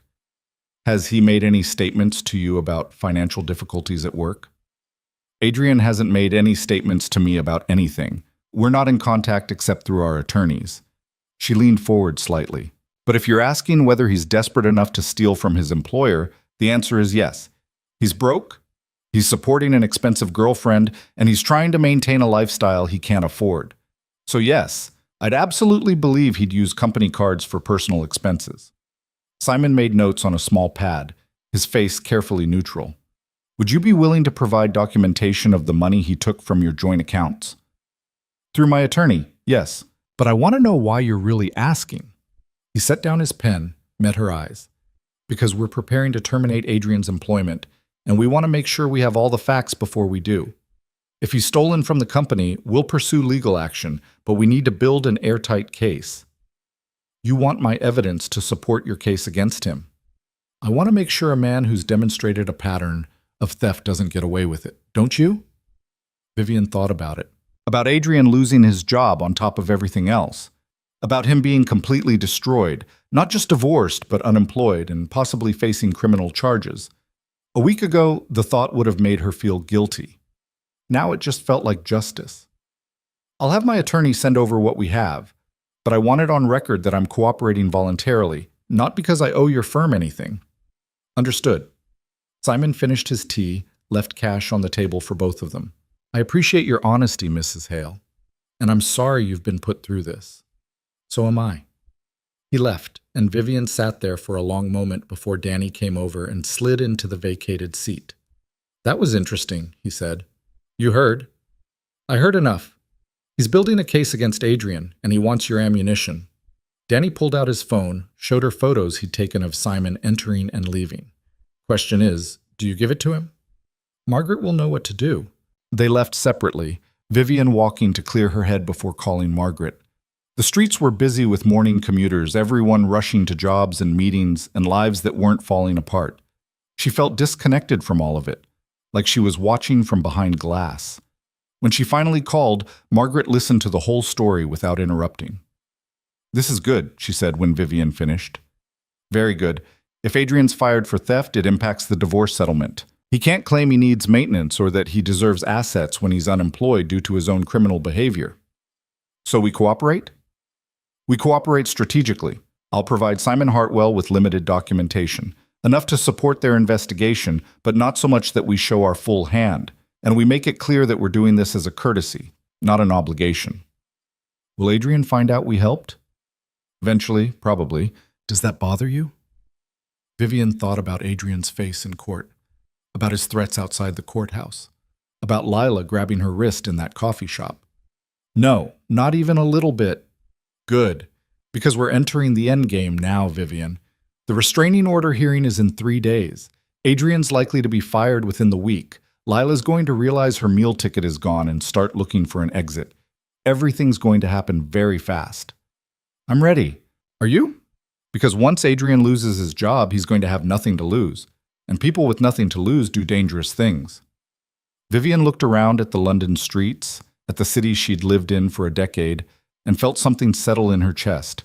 Not fear, not anymore. Just a cold, clear determination to finish what she'd started. Then we'll deal with it. Whatever he does, we'll deal with it. Margaret was quiet for a moment. You've changed. Yes. Good. The old Vivian wouldn't have survived this. The new one might actually win. That night, Vivian stayed in her own house for the first time since the dinner at Lumiere. She walked through empty rooms that echoed without Adrian's presence, sat in silence that felt more peaceful than lonely. The house was hers again. Really hers. Not a marital home or a shared asset, just hers. She made dinner, drank wine, and went to bed early. And for the first time in months, she slept through the night without waking. But the calm wouldn't last. Because 3 days later, the restraining order hearing arrived, and with it, the moment when Adrian finally realized he'd lost everything that mattered. The restraining order hearing fell on a Thursday morning, gray and cold enough that Vivian could see her breath when she stepped out of Rebecca's car. They'd driven together in silence, Rebecca's hand occasionally reaching over to squeeze hers, a wordless reminder that she wasn't alone in this. Margaret was waiting outside the courthouse, flanked by her junior associates, all of them dressed like they were going into battle, which Vivian supposed they were. How are you feeling? Margaret asked. Like I'm about to watch my life get dissected in front of strangers. Again. Good. Channel that. Margaret handed her a folder. This is everything we're presenting today. The assault at the restaurant, the threatening messages, the incident at the coffee shop with Lila. The judge is going to ask you direct questions. Answer honestly, don't embellish, and don't let Adrian or his lawyer bait you into losing your temper. Well, what about Lila? Will she be here? She was served with notice, so she should be. Whether she shows up is another question. Margaret checked her watch. We've got 15 minutes. Let's go over your testimony one more time. They found a quiet corner and rehearsed. What happened at Lumiere, how Adrian had grabbed her wrist, the exact words he'd used. The phone calls and texts that had followed. Lila's confrontation at the coffee shop, the witnesses who'd seen it, the video footage the barista had provided. Each incident was a brushstroke in a larger picture, and Margaret was determined to make that picture crystal clear. Adrian arrived 10 minutes before the hearing, looking worse than Vivian had ever seen him. His suit was wrinkled, his face unshaven, dark circles under his eyes like bruises. He was alone, no lawyer in sight. "Where's his attorney?" Vivian whispered to Margaret. Probably dropped him. Clients who can't pay tend to lose representation quickly. Margaret's expression didn't change, but Vivian could hear the satisfaction in her voice. This is going to be easier than I thought. They filed into the courtroom, smaller and more cramped than the last one. The same judge from the property hearing presided, and she looked at Adrian with open disapproval when she realized he was representing himself. Mr. Cross, where is your counsel? Adrian stood, and Vivian could see his hand shaking. I'm representing myself today, Your Honor. I couldn't afford, that is, I felt it was better to speak for myself. This is a serious matter. You understand that Mrs. Hale is requesting a restraining order against both you and Miss Mercer. Yes, Your Honor, and I think it's completely unwarranted. I'm the victim here, not her. The judge's eyebrows rose. We'll see about that. Mrs. Chen, you may present your case. Margaret stood, and for the next 20 minutes she methodically laid out every piece of evidence they'd collected. The restaurant assault, complete with witness statements from 3 staff members. The threatening messages, played aloud in Adrian's own voice. The midnight visits to Vivian's house, captured on security cameras. Lila's harassment at the coffee shop, corroborated by multiple witnesses and video footage. By the time she finished, Adrian looked like he wanted to sink through the floor. Mr. Cross, the judge said, do you dispute any of these allegations? Some of them are exaggerated, Your Honor. The restaurant incident, for example. I barely touched her wrist. She was making a scene and I was trying to calm her down. Multiple witnesses say you grabbed her hard enough to leave bruises. Are they all lying? They misunderstood the situation. And the threatening phone calls? I was upset. I'd just been locked out of my own home. I wasn't thinking clearly. It's not your home, Mr. Cross. We established that in our previous hearing. The judge looked at the file in front of her. What about the £42,000 you withdrew from joint accounts without your wife's knowledge or consent? Adrian's jaw worked. That was my money too. Was it? Or was it money from Mrs. Hale's inheritance and business earnings that you helped yourself to while planning to divorce her? The judge leaned back.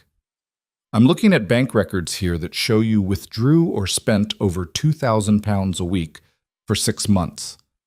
Where did that money go? Personal expenses? Hotels where you stayed with your mistress? Jewelry you bought for your mistress? Restaurants where you took your mistress? The judge's voice was sharp as a whip. That's not personal expenses, Mr. Cross. That's theft. I had a right to live my life. Not with her money, you didn't. The judge turned to Vivian. Mrs. Hale, I'd like to hear from you directly. In your own words, why are you requesting this restraining order? Vivian stood on shaking legs. This was it, the moment to tell her truth in front of the man who'd tried to erase it. Because I'm afraid of what he'll do next, Your Honor. Adrian doesn't accept that our marriage is over. He doesn't accept that the house is mine, that the money he stole needs to be returned, that he can't just take what he wants anymore. Every time a court rules against him, he escalates. He threatens me, he shows up at my house. He has his girlfriend harass me in public. I don't know what he's capable of, but I know I don't feel safe, and I shouldn't have to feel unsafe in my own life. Have you had direct contact with Ms. Mercer beyond the coffee shop incident? She sent me threatening text messages. She's posted about me on social media, making accusations that I'm vindictive and cruel. She sent me a photo of her and Adrian in bed together with a message telling me to let him go. Vivian's voice stayed steady despite the humiliation of saying this aloud. She's not just his girlfriend, she's his accomplice. And Ms. Mercer is not here today to defend herself. The judge made a note, which speaks volumes. Mr. Cross, where is Miss Mercer? I don't know, Your Honor. We've been having some difficulties. Difficulties? Adrian's face flushed. She left 3 days ago. Said she couldn't deal with the stress anymore. A ripple went through the courtroom. Even Margaret looked surprised, though she recovered quickly. Vivian felt something between vindication and pity. So Danny had been right. The money dried up, and Lila disappeared. How predictable. So the woman you destroyed your marriage for has abandoned you. The judge didn't sound sympathetic. And now you're alone, unemployed. Yes, Mr. Cross, I've been informed about your termination from Hartwell and Sterling and facing multiple legal battles. Do you understand how serious your situation is? I lost my job because of her. Adrian pointed at Vivian, his voice rising. She went to my employer, fed them lies about me, got me fired out of spite. I didn't go to anyone, Vivian said quietly. Your employer came to me because they discovered you'd been stealing from them too. £20,000 in company credit card fraud, I believe. Adrian's face went white. I can explain that. I'm sure you can, but that's a matter for criminal court, not this one. The judge closed the file, folded her hands. Here's what I'm going to order. Effective immediately, Mr. Cross, you are prohibited from contacting Mrs. Hale directly or indirectly. No phone calls, no texts, no emails, no showing up at her home or place of business. All communication will go through her attorney. You are to stay at least 100 meters away from her at all times. If you violate this order, you will be arrested and held in contempt. Your Honor, I'm not finished. You are also ordered to return the £42,000 you withdrew from joint accounts within 90 days. If you cannot pay in full, we'll arrange a payment plan, but the debt is non-negotiable. As for Ms. Mercer, since she failed to appear today, I'm issuing the restraining order in absentia. Same terms. No contact, 100 meters distance. I don't even know where she is. Then you won't have any trouble staying away from her, will you? The judge signed the order with decisive strokes. Mrs. Pup. This court recognizes that you have been the victim of domestic abuse, financial theft, and ongoing harassment.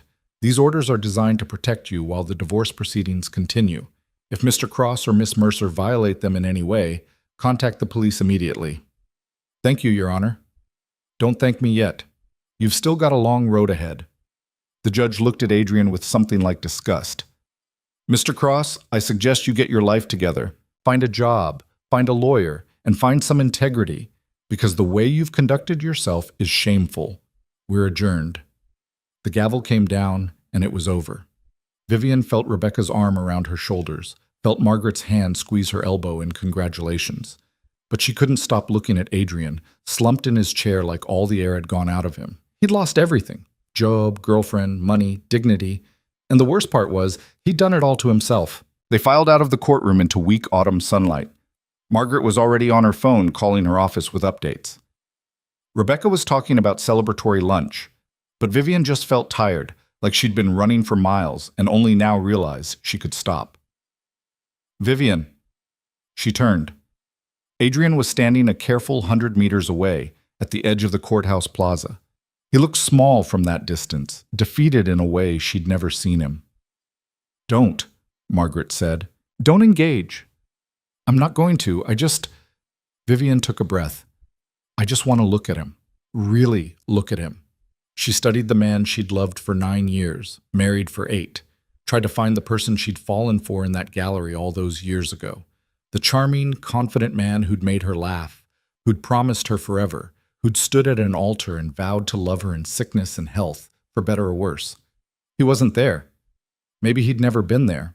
Maybe she'd just wanted him to be. Adrian raised his hand, a small gesture that might have been hello or goodbye or apology. Vivian didn't wave back. She just turned around and walked away, Rebecca and Margaret flanking her like bodyguards, and didn't look back. They had lunch at a wine bar in Soho, the three of them tucked into a corner booth. Margaret ordered champagne despite Vivian's protests, insisting that victories had to be celebrated even when they felt hollow. What happens now? Vivian asked, picking at a salad she had no appetite for. Now we wait for his next move. He's got 90 days to return the money. He'll probably file for bankruptcy, claim he can't pay.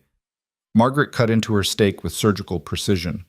We fight that, we prove he can work and earn, and we make him pay back every penny, even if it takes years. What if he just disappears, leaves the country? With what money? He's broke, unemployed, and now has a court order hanging over his head. Plus, we've already flagged his passport with the court. If he tries to leave the UK, we'll know. Rebecca poured more champagne, raised her glass. To Adrian Cross, officially the most pathetic man in London. Vivian couldn't help but smile. That's mean. He earned it. Rebecca clinked glasses with her.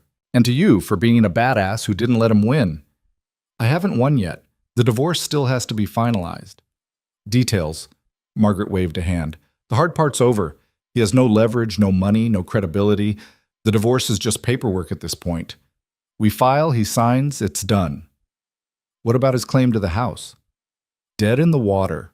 The house is yours, provably yours, and he has no legal grounds to claim otherwise. The $5,000 he contributed to the kitchen renovation 8 years ago doesn't establish ownership. Margaret pulled out her tablet, started making notes. I'll file the final divorce petition next week. If Adrian wants to contest it, he'll need a lawyer, and good luck finding one who'll take him on credit. Vivian should have felt relieved, should have felt victorious, but all she felt was exhausted, like her bones were made of lead. Can I ask you something? Anything. Do you think I'm vindictive? Lila said I was being vindictive, and Adrian thinks I'm trying to destroy him out of spite. Am I? Margaret set down her fork, looked at Vivian with the same serious expression she used in courtrooms. You want the truth? Always. Then yes, you're being vindictive. You're going after him with everything you've got, using the legal system to punish him for what he did. But here's the thing, you're entitled to be vindictive. He stole from you, he abused you, he tried to take your home. Vindictive is the appropriate response to that. Anyone who says otherwise is either naive or complicit. I just don't want to become the kind of person who destroys people for revenge. You're not destroying him for revenge. You're holding him accountable for his actions. There's a difference. Margaret leaned forward. Listen to me. Women are taught that anger is unbecoming, that we should be forgiving and understanding even when we're the victims. That standing up for ourselves makes us difficult or bitter or vindictive. It's garbage. All of it. You have every right to be angry, every right to demand justice, and every right to make sure he pays for what he did. That's not vindictive. That's self-respect. Rebecca raised her glass again. What she said. They finished lunch and parted ways, Margaret heading back to her office, Rebecca taking Vivian home. But when they pulled up to the house, there was someone sitting on the front steps. Not Adrian. The restraining order was too fresh for him to be that stupid. A man Vivian didn't recognize, mid-40s maybe, dressed casually in jeans and a jacket. He stood when he saw them, raised his hands in a non-threatening gesture. Mrs. Hale, I'm sorry to show up unannounced. My name is Nolan Pierce. I'm a friend of your father's. Vivian's father had been dead for 5 years. What do you want? Just to talk. About your father, and about something he asked me to do a long time ago. Nolan pulled out a business card, handed it to Rebecca when Vivian didn't take it. I'm an estate attorney. Your father retained me shortly before he passed, asked me to keep an eye on certain things. I think it's time we talked about them. Vivian looked at Rebecca, who shrugged. You want me to stay? Please. They went inside, Vivian keeping space between herself and this stranger who claimed to know her father. Nolan sat in the living room, declining tea, looking around the house with obvious familiarity. I was here once before, he said. Your father invited me over when he first bought this place. He was so proud of it, so determined to make sure it stayed in the family. He looked at Vivian. He knew, about Adrian. What? Not the specifics, but he knew the kind of man your husband was. A user. Someone who'd take and never give back. Nolan pulled a folder from his bag. That's why he structured your inheritance the way he did. The house in your name only, money and trust that Adrian couldn't access, provisions that protected you even in divorce. Vivian felt her throat tighten. He never said anything. He didn't want to interfere. You loved Adrian and your father respected that, but he also wanted to make sure you'd be protected if things went wrong. Nolan opened the folder, showed her documents she'd never seen. He also set up something else, a fund, separate from your inheritance that was to be released only under specific circumstances. What circumstances? Divorce initiated by Adrian or evidence of infidelity or financial abuse. Any of those triggers, and the fund becomes accessible to you. He handed her a bank statement. There's £150,000 waiting for you, Vivian. Your father wanted to make sure you'd have the resources to fight back if you needed to. Vivian stared at the number, feeling tears prick her eyes for the first time in weeks. Her father, gone 5 years, still protecting her, still believing in her. I didn't know. He made me promise not to tell you unless it was necessary. He hoped it never would be. Nolan's expression softened. But he also told me that if the day came, I was to tell you something. He said, tell my daughter she's stronger than she knows, and she deserves better than settling for less. The tears came then, hot and sudden and impossible to stop. Rebecca was there immediately, arms around her, holding her while she cried for her father and for her marriage and for the years she'd wasted on a man who'd never deserved her.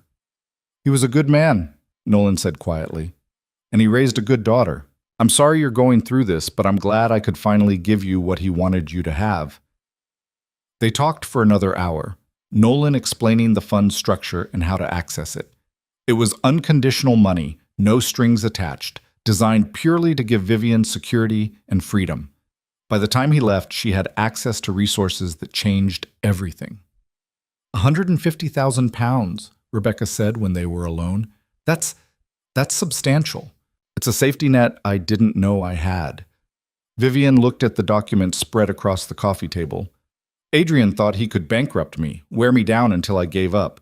He had no idea. Nobody did. Your father was smart, keeping this secret.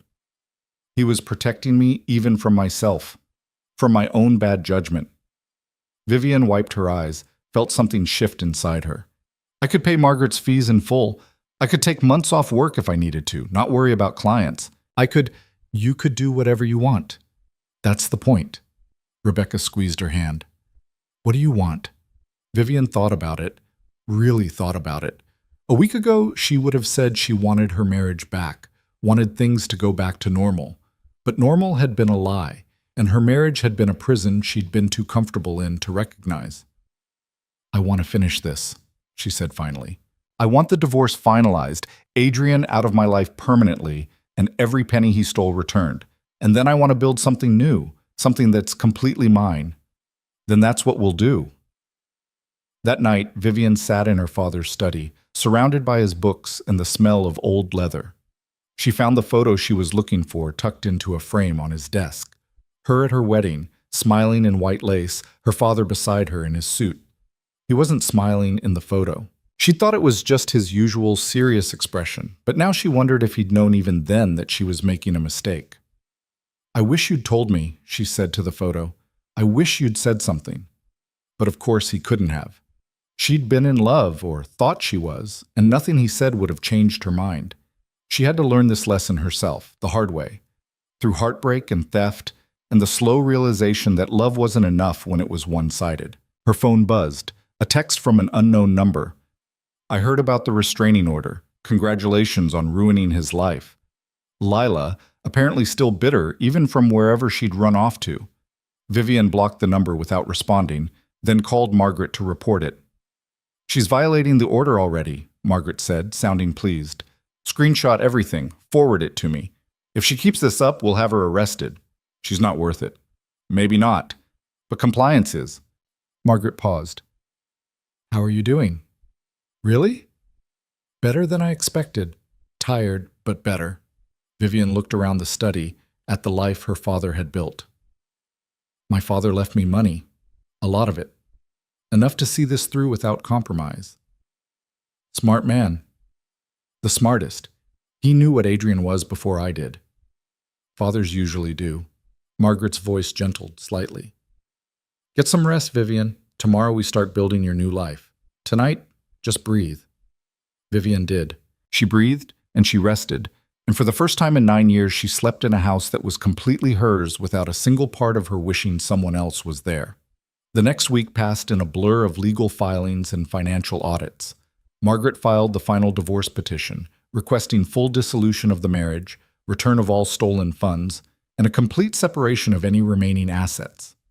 Adrian had 14 days to respond. He responded in 11 through a court-appointed lawyer who looked exhausted before the meeting even started. They met in Margaret's conference room, Vivian on one side of the table, Adrian and his attorney on the other. Adrian looked worse than he had at the restraining order hearing, thinner, older, like he'd aged a decade in 2 weeks. He didn't meet Vivian's eyes when he sat down.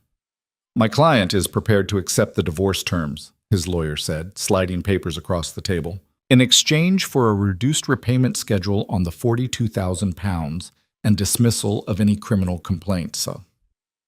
Margaret didn't even look at the papers. No. No? Your client stole £42,000, assaulted my client in public, harassed her repeatedly, and committed credit card fraud against his employer. We're not negotiating reduced anything. Mr. Cross is currently unemployed with no prospects. He can't pay back that amount. Then he should have thought of that before stealing it. Margaret leaned forward. Here's what's going to happen. Mr. Cross will accept the divorce terms as written. He will agree to a payment plan for the full £42,000 with interest, and he will sign a non-disparagement agreement preventing him from speaking publicly about my client or their marriage. In exchange, we won't pursue criminal charges for the theft from joint accounts. That's completely unreasonable. No, what's unreasonable is your client expecting mercy after what he's done. Margaret turned to Adrian directly. You wanted out of this marriage. Fine. But you don't get to leave with her money, her dignity, or her peace of mind. You get to leave with nothing but the consequences of your own actions. Adrian finally looked up, met Vivian's eyes across the table. Is that really what you want? To destroy me completely? Vivian had thought about this moment, about what she'd say when she finally had the chance to tell Adrian exactly how she felt. All the speeches she'd rehearsed, all the accusations she'd wanted to hurl. But sitting there, looking at him, she realized she didn't have anything to say. He wasn't worth her words anymore. I don't want to destroy you, Adrian. I just want you gone. Something flickered across his face, hurt, maybe, or recognition. I loved you, you know. In the beginning. Maybe you did. But love doesn't steal. Love doesn't abuse. Love doesn't lie for 6 months while planning an exit strategy. Vivian stood up. Sign the papers or don't. Either way, this marriage is over. You just get to decide whether you do it the easy way or the hard way. She walked out of the conference room, leaving Margaret to handle the details. Rebecca was waiting in the lobby, and together they walked out into a London afternoon that felt lighter than it had in months. Did he sign? Rebecca asked. I don't know. I don't care.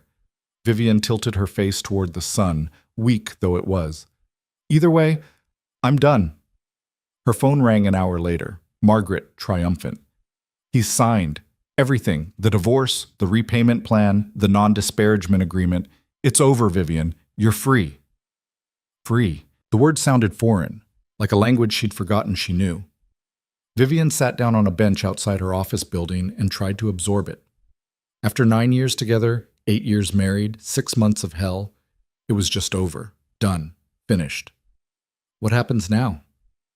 Now we wait for the court to process the paperwork. Should be finalized in about 8 weeks. The repayment plan starts immediately. He owes you £1,000 a month until the debt is cleared. If he misses a payment, we can pursue legal action. Will he actually pay? He'll have to. I've arranged for automatic deductions from any employment income. The minute he gets a job, the money comes to you. Margaret paused. How does it feel? Vivian thought about it, searching for the right words. Empty. Like I should feel victorious, but I just feel tired. That's normal. You've been in survival mode for weeks. Now that the threat's gone, your body's crashing. Margaret's voice softened. Take some time, Vivian. Rest. Heal. Figure out who you are without him. I don't know who that is anymore. Then you get to find out. That's the gift in all of this. You get to become whoever you want to be. That night, Vivian went back to Rebecca's house and slept for 14 hours straight. When she woke up, the world looked different. Brighter, maybe? Or maybe she was just seeing it clearly for the first time in years. She spent the next few weeks settling back into her life. Clients who'd been nervous about the drama started calling again. Her business, which she'd been too distracted to run properly, began to stabilize.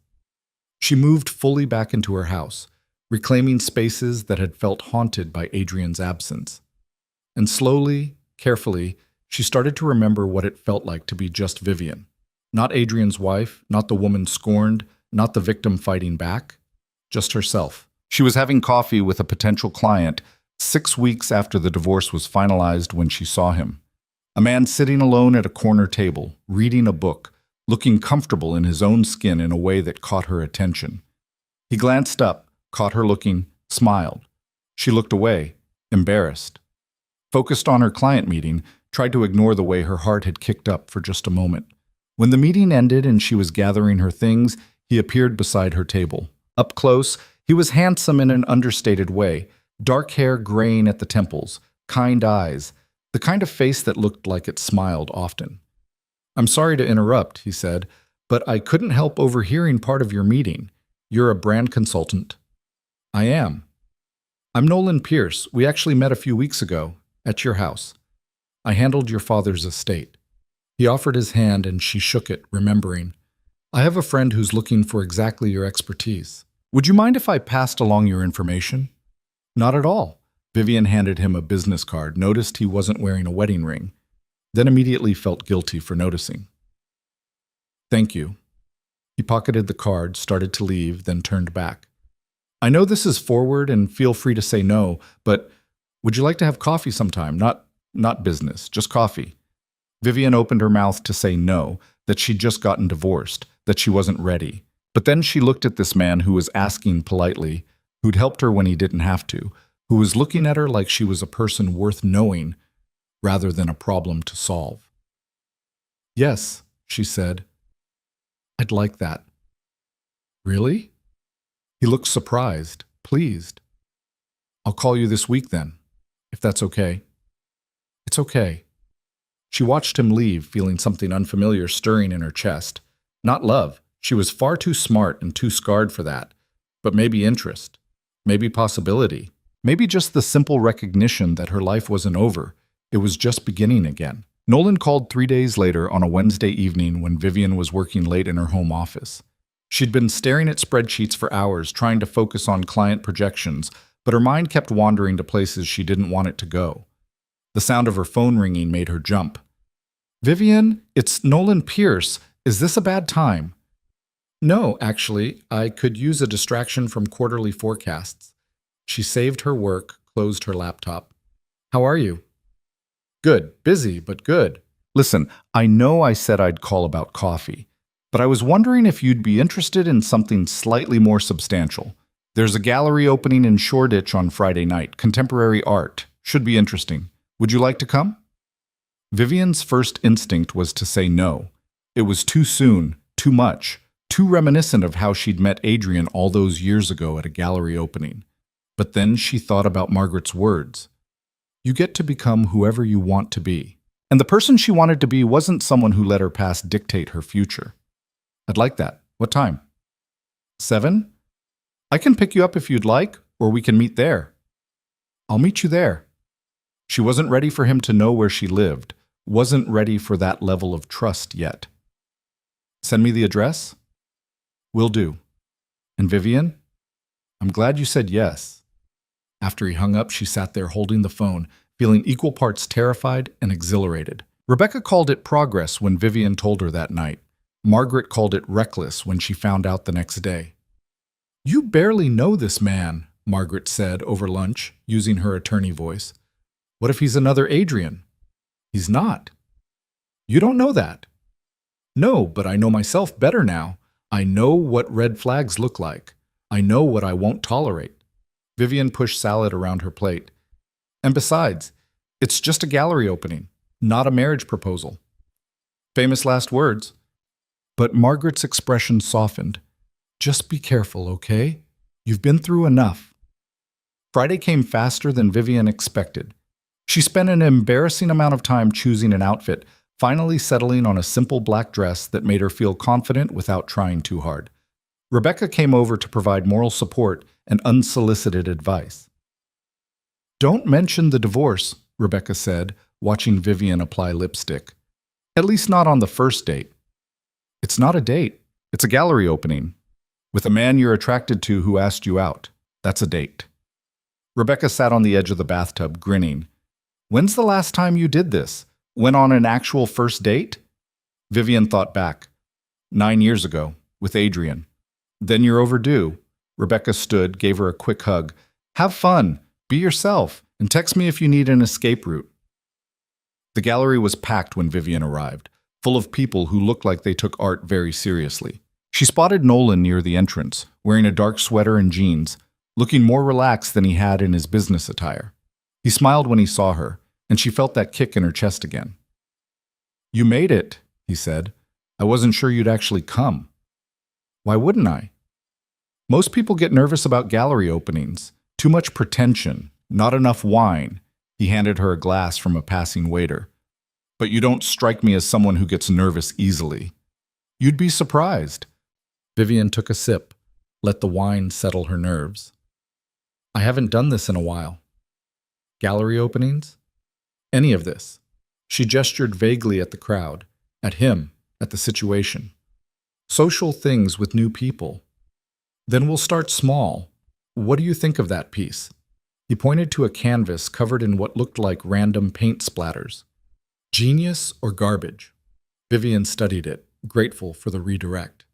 Honestly, I think it's trying too hard to be profound when it's just messy. Nolan laughed, genuine and warm. That's exactly what I thought, but I was afraid to say it in case everyone else saw something I was missing. They moved through the gallery, critiquing art with increasingly irreverent commentary. Nolan was easy to talk to, the kind of person who asked questions and actually listened to the answers. He didn't talk over her or try to impress her with his knowledge. He just seemed genuinely interested in her opinions. Can I ask you something? He said when they'd made it through half the gallery. And feel free to tell me it's none of my business. Okay. Your father talked about you a lot, about how smart you were, how talented, how he wished you knew your own worth. Nolan looked at her directly. Did you ever believe him? The question caught her off guard. I don't know. I thought I did. But looking back, I think I spent a lot of years trying to prove he was right, instead of just accepting that he was. And now? Now I'm trying to figure out who I am without needing anyone's validation, including my own. She finished her wine, set the glass down. That probably sounds ridiculous. No, it sounds honest. He paused, seemed to be choosing his words carefully. I know you're going through a divorce. Your father's provisions made that pretty clear. I don't need to know the details, but I want you to know I'm not trying to be a rebound or a distraction or whatever people call it. I just think you're interesting and I'd like to get to know you better, if that's something you're open to. Vivian looked at this man who was being straightforward and kind, who wasn't playing games or expecting anything from her. I don't know what I'm open to yet. I'm still figuring out how to be single after 8 years of marriage. Fair enough. Then how about we just be two people looking at questionable art and seeing where it goes? I can do that. They stayed at the gallery for another hour, eventually moving to a quiet wine bar nearby where they could actually hear each other talk. Nolan told her about his work as an estate attorney, the strange and sad stories that came with managing other people's inheritances. Vivian told him about her consulting business, the clients she loved, and the ones that made her question her career choices. Your father was proud of what you built, Nolan said over their second glass of wine. He used to show me articles about your company, tell me about contracts you'd landed. He thought you had something special. Did he? Vivian felt her throat tighten. He never said that to me. Some men don't know how to say these things. They show it in other ways. Nolan pulled out his phone, scrolled through photos, showed her one of her father at his desk. Behind him, barely visible, was a framed article about Vivian's business. He kept this on his wall, looked at it every day. Vivian stared at the photo, at her father's office preserved in pixels, at the evidence of love she'd never known existed. How did you get this? Took it the last time I visited him, about 2 months before he died. He was already sick by then, knew he didn't have much time left. He spent most of that meeting talking about you, about making sure you'd be protected. Nolan put his phone away. He was a good man. Probably didn't say it enough, but he loved you more than anything. I miss him. The words came out rough, unsteady. I miss him so much, and I hate that he's not here to see me finally figure things out. He'd be proud anyway. He'd be proud that you fought back, that you didn't let someone take advantage of you, that you're rebuilding. Nolan reached across the table, touched her hand briefly. I'm proud of you, and I barely know you. They talked until the wine bar started closing, until the staff were pointedly stacking chairs. Vivian couldn't remember the last time she'd lost track of time like this, so absorbed in conversation that hours passed without notice. Can I walk you to your car? Nolan asked as they left. I took the tube. Then let me make sure you get there safely. He fell into step beside her, hands in his pockets, not trying to touch her or crowd her space. When can I see you again? I don't know. Soon? Vivian stopped at the tube entrance, looked at him. I need to be honest with you. I'm a mess right now. The divorce is finalized, but I'm still dealing with the fallout. My ex-husband owes me money he probably can't pay. His girlfriend is harassing me from wherever she ran off to, and I'm trying to rebuild a life I don't fully understand yet. That's a lot of baggage. Everyone has baggage. Yours just happens to be recent and well documented. Nolan smiled. I'm not asking you to be perfect or have everything figured out. I'm just asking if I can take you to dinner next week, somewhere nice where we can talk more. No pressure, no expectations. Okay, yes, I'd like that. He didn't try to kiss her, didn't push for more than she was ready to give, just smiled, said goodnight, and watched until she was safely through the turnstiles before walking away. Vivian rode the tube home feeling lighter than she had in months, maybe years. When she got back to her house, truly hers now, she found herself smiling for no particular reason. Rebecca called within minutes of her walking through the door. Well, how was it? Good. Really good, actually. Details. I need details. We looked at art, drank wine, talked about my father. He asked me to dinner next week. And you said yes? I said yes. Vivian kicked off her shoes, collapsed on the sofa. Is that crazy? Am I crazy for even considering dating someone right now? You're not crazy. You're human, and you deserve to have good things happen to you. Rebecca paused. But be careful, okay? Take it slow. You're still healing. I know. Vivian looked around her living room, at the space she'd reclaimed from Adrian's presence. But I think I'm ready to start living again. Not just surviving, but actually living. She went to bed that night feeling hopeful for the first time since the divorce. But hope, as she'd learned, could be fragile. And Adrian wasn't done making her life difficult. The first payment came through on schedule, deposited directly into Vivian's account. £1,000, the first installment of 42. It should have felt like victory. Instead, it felt like a reminder that Adrian would be part of her financial life for the next 3.5 years. Margaret called the day after the payment cleared. He's working again, some entry-level position at a smaller firm. They're garnishing his wages directly. Good. There's something else. Danny's been keeping tabs on him, and Margaret hesitated, which was never a good sign. He's been posting on social media, about you indirectly. Nothing that violates the non-disparagement agreement technically, but definitely skirting the line. Vivian felt her stomach drop. What's he saying? Vague posts about betrayal and vengeful women. Nothing with your name, but anyone who knows you both would understand who he's talking about. Margaret's voice hardened. I can send him a cease and desist, remind him what he signed. Do it. I'm done letting him control the narrative. The cease and desist went out that afternoon. By evening, all of Adrian's posts had been deleted. But the damage was done. Vivian started getting messages from mutual acquaintances, people asking if she was okay, people taking sides without knowing the full story. She ignored most of them. But one message caught her attention, from a woman named Claire who'd been in their wedding party. I can't believe what Adrian's been saying about you. I know it's none of my business, but I wanted you to know. I saw him at a bar last week with Lila. They were together. Whatever he's posting about moving on is a lie. Vivian stared at the message, feeling something cold settle in her chest.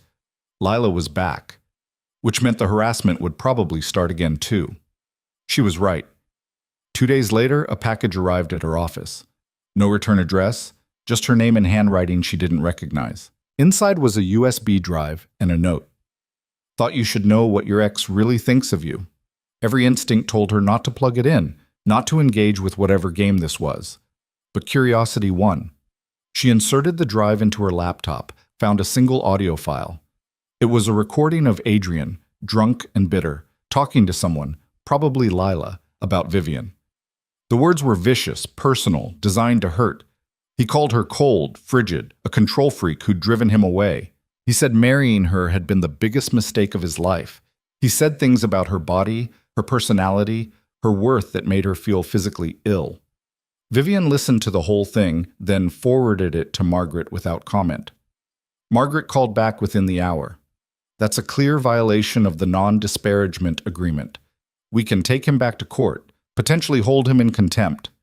He probably doesn't even know she recorded it. Doesn't matter. He said it, It exists, and it's being used to harass you. Margaret's voice was ice. Let me handle this. What will you do? Remind them both that actions have consequences, and that we're not afraid to use the legal system to enforce our rights.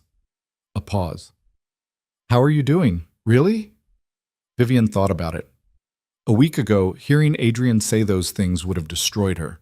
But now, having heard them, she just felt tired. I'm okay. It hurts, but it doesn't break me. Does that make sense? Perfect sense. You're healing. Margaret filed a motion for contempt that afternoon. The hearing was scheduled for 2 weeks out, which gave Adrian plenty of time to panic. Vivian spent those 2 weeks trying to move forward with her life, having dinner with Nolan, rebuilding her client base, learning to sleep without nightmares. The dinner with Nolan became a regular thing. Once a week, they'd meet at different restaurants around London, talking about everything except her divorce. He told her about his daughter from his first marriage, a university student studying medicine.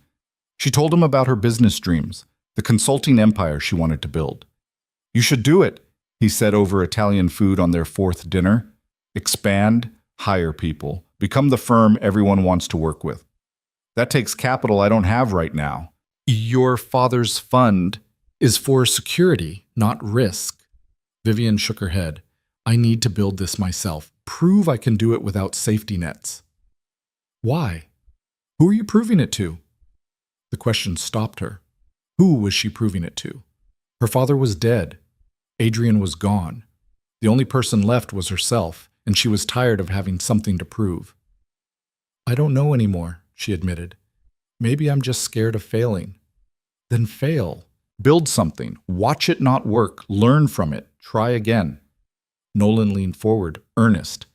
You spent 8 years playing it safe in a marriage that wasn't working. Maybe it's time to take some risks that actually matter.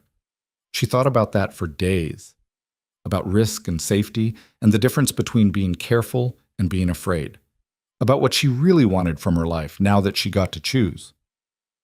The contempt hearing arrived on a cold Tuesday morning.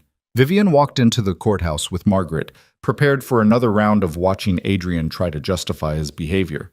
But when they got to the courtroom, Adrian wasn't there. His court-appointed lawyer was, looking frustrated and apologetic. Your Honor, I apologize. My client was supposed to be here. I've been trying to reach him all morning with no success. The judge was not amused. This is a contempt hearing. His presence is required. I understand, Your Honor. I can only assume... You can assume he's decided that court orders don't apply to him. The judge looked at Margaret. Mrs. Chen, what would your client like to do? Issue a bench warrant for his arrest, Your Honor.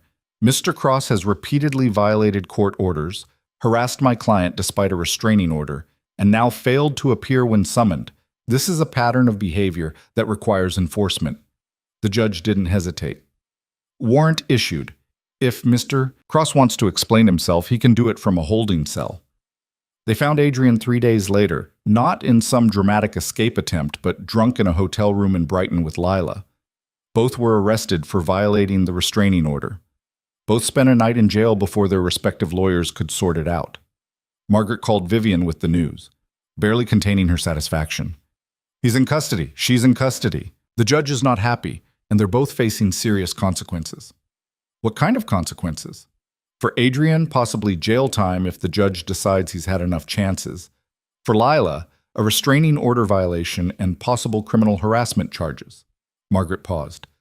This could actually be over, Vivian. Really over. The final hearing was set for a week later. Vivian almost didn't go. Margaret said she didn't need to be there, that they had enough evidence to win without her testimony. But she wanted to see it. Wanted to watch Adrian finally face consequences for everything he'd done. The courtroom was packed with other cases, other lives falling apart in legal language. When Adrian's case was called, he shuffled in wearing an orange jumpsuit, looking nothing like the confident man who'd taken her to dinner at Lumiere all those months ago. Lila was there too, seated separately, looking defiant even in her orange jumpsuit. They didn't look at each other, didn't acknowledge what they'd become. The judge reviewed the violations methodically. The recordings, the social media posts, the package sent to Vivian's office. The midnight reunion in Brighton that violated restraining orders for both of them. The pattern of harassment and intimidation despite multiple court orders. Mr. Cross, the judge said finally.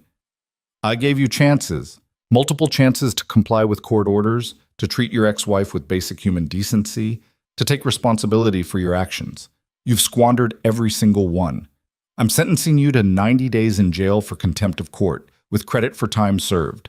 Additionally, the restraining order is extended for 5 years, and any further violations will result in additional jail time. Adrian's face went white. Your Honor, I can't. I have a job. I need to make payments. You should have thought of that before violating a court order. Again. The judge turned to Lila. Ms. Mercer, you're facing criminal harassment charges in addition to the restraining order violation. I'm setting bail at £10,000, and if you're convicted, you'll be facing jail time as well. Lila started to cry, which might have been effective if she hadn't spent the past 6 months proving she was capable of calculated cruelty. The judge was unmoved. I want to be very clear to both of you, the judge continued. Mrs. Hale has done nothing wrong. She has exercised her legal rights to protect herself from abuse, theft, and harassment. Your attempts to paint her as vindictive or cruel are transparent lies designed to avoid accountability. If either of you contact her again in any way, I will throw the book at you. Do you understand? They both nodded, deflated and defeated. Vivian watched them being led away in handcuffs and felt nothing. Not satisfaction, not pity, just a vast sense of relief that it was finally, truly over. Outside the courthouse, Margaret gave her a rare hug. You did it. You actually did it. We did it. No, you did it. You fought back when most people would have given up. You stood your ground and demanded justice. That takes strength most people don't have. Margaret pulled back, looked at her seriously. What are you going to do now? Vivian thought about Nolan waiting for her at a cafe nearby, about the business plans she'd been sketching, about the life that was waiting for her to claim it. I'm going to live. Actually live, not just survive. Build something that matters, spend time with people who deserve it, and stop apologizing for taking up space. Sounds like a plan. She met Nolan at the cafe, slid into the booth across from him, and let out a breath she felt like she'd been holding for 9 years. How'd it go? He asked. Adrian's in jail for 90 days, Lila's facing criminal charges. The judge extended the restraining order for 5 years. It's done. She accepted the coffee he'd ordered for her, wrapped her hands around the warmth. It's actually done. How do you feel? Exhausted, relieved, free. She looked at him, this man who'd been patient with her mess, who'd asked for nothing except her company. And ready for whatever comes next. Speaking of what comes next, Nolan said carefully, I've been thinking about something. You mentioned wanting to expand your business but being scared of the risk. I remember. What if you had a partner, not romantic, business? Someone with capital to invest, contacts in the corporate world, and faith in what you're building. He pulled out a folder, slid it across the table.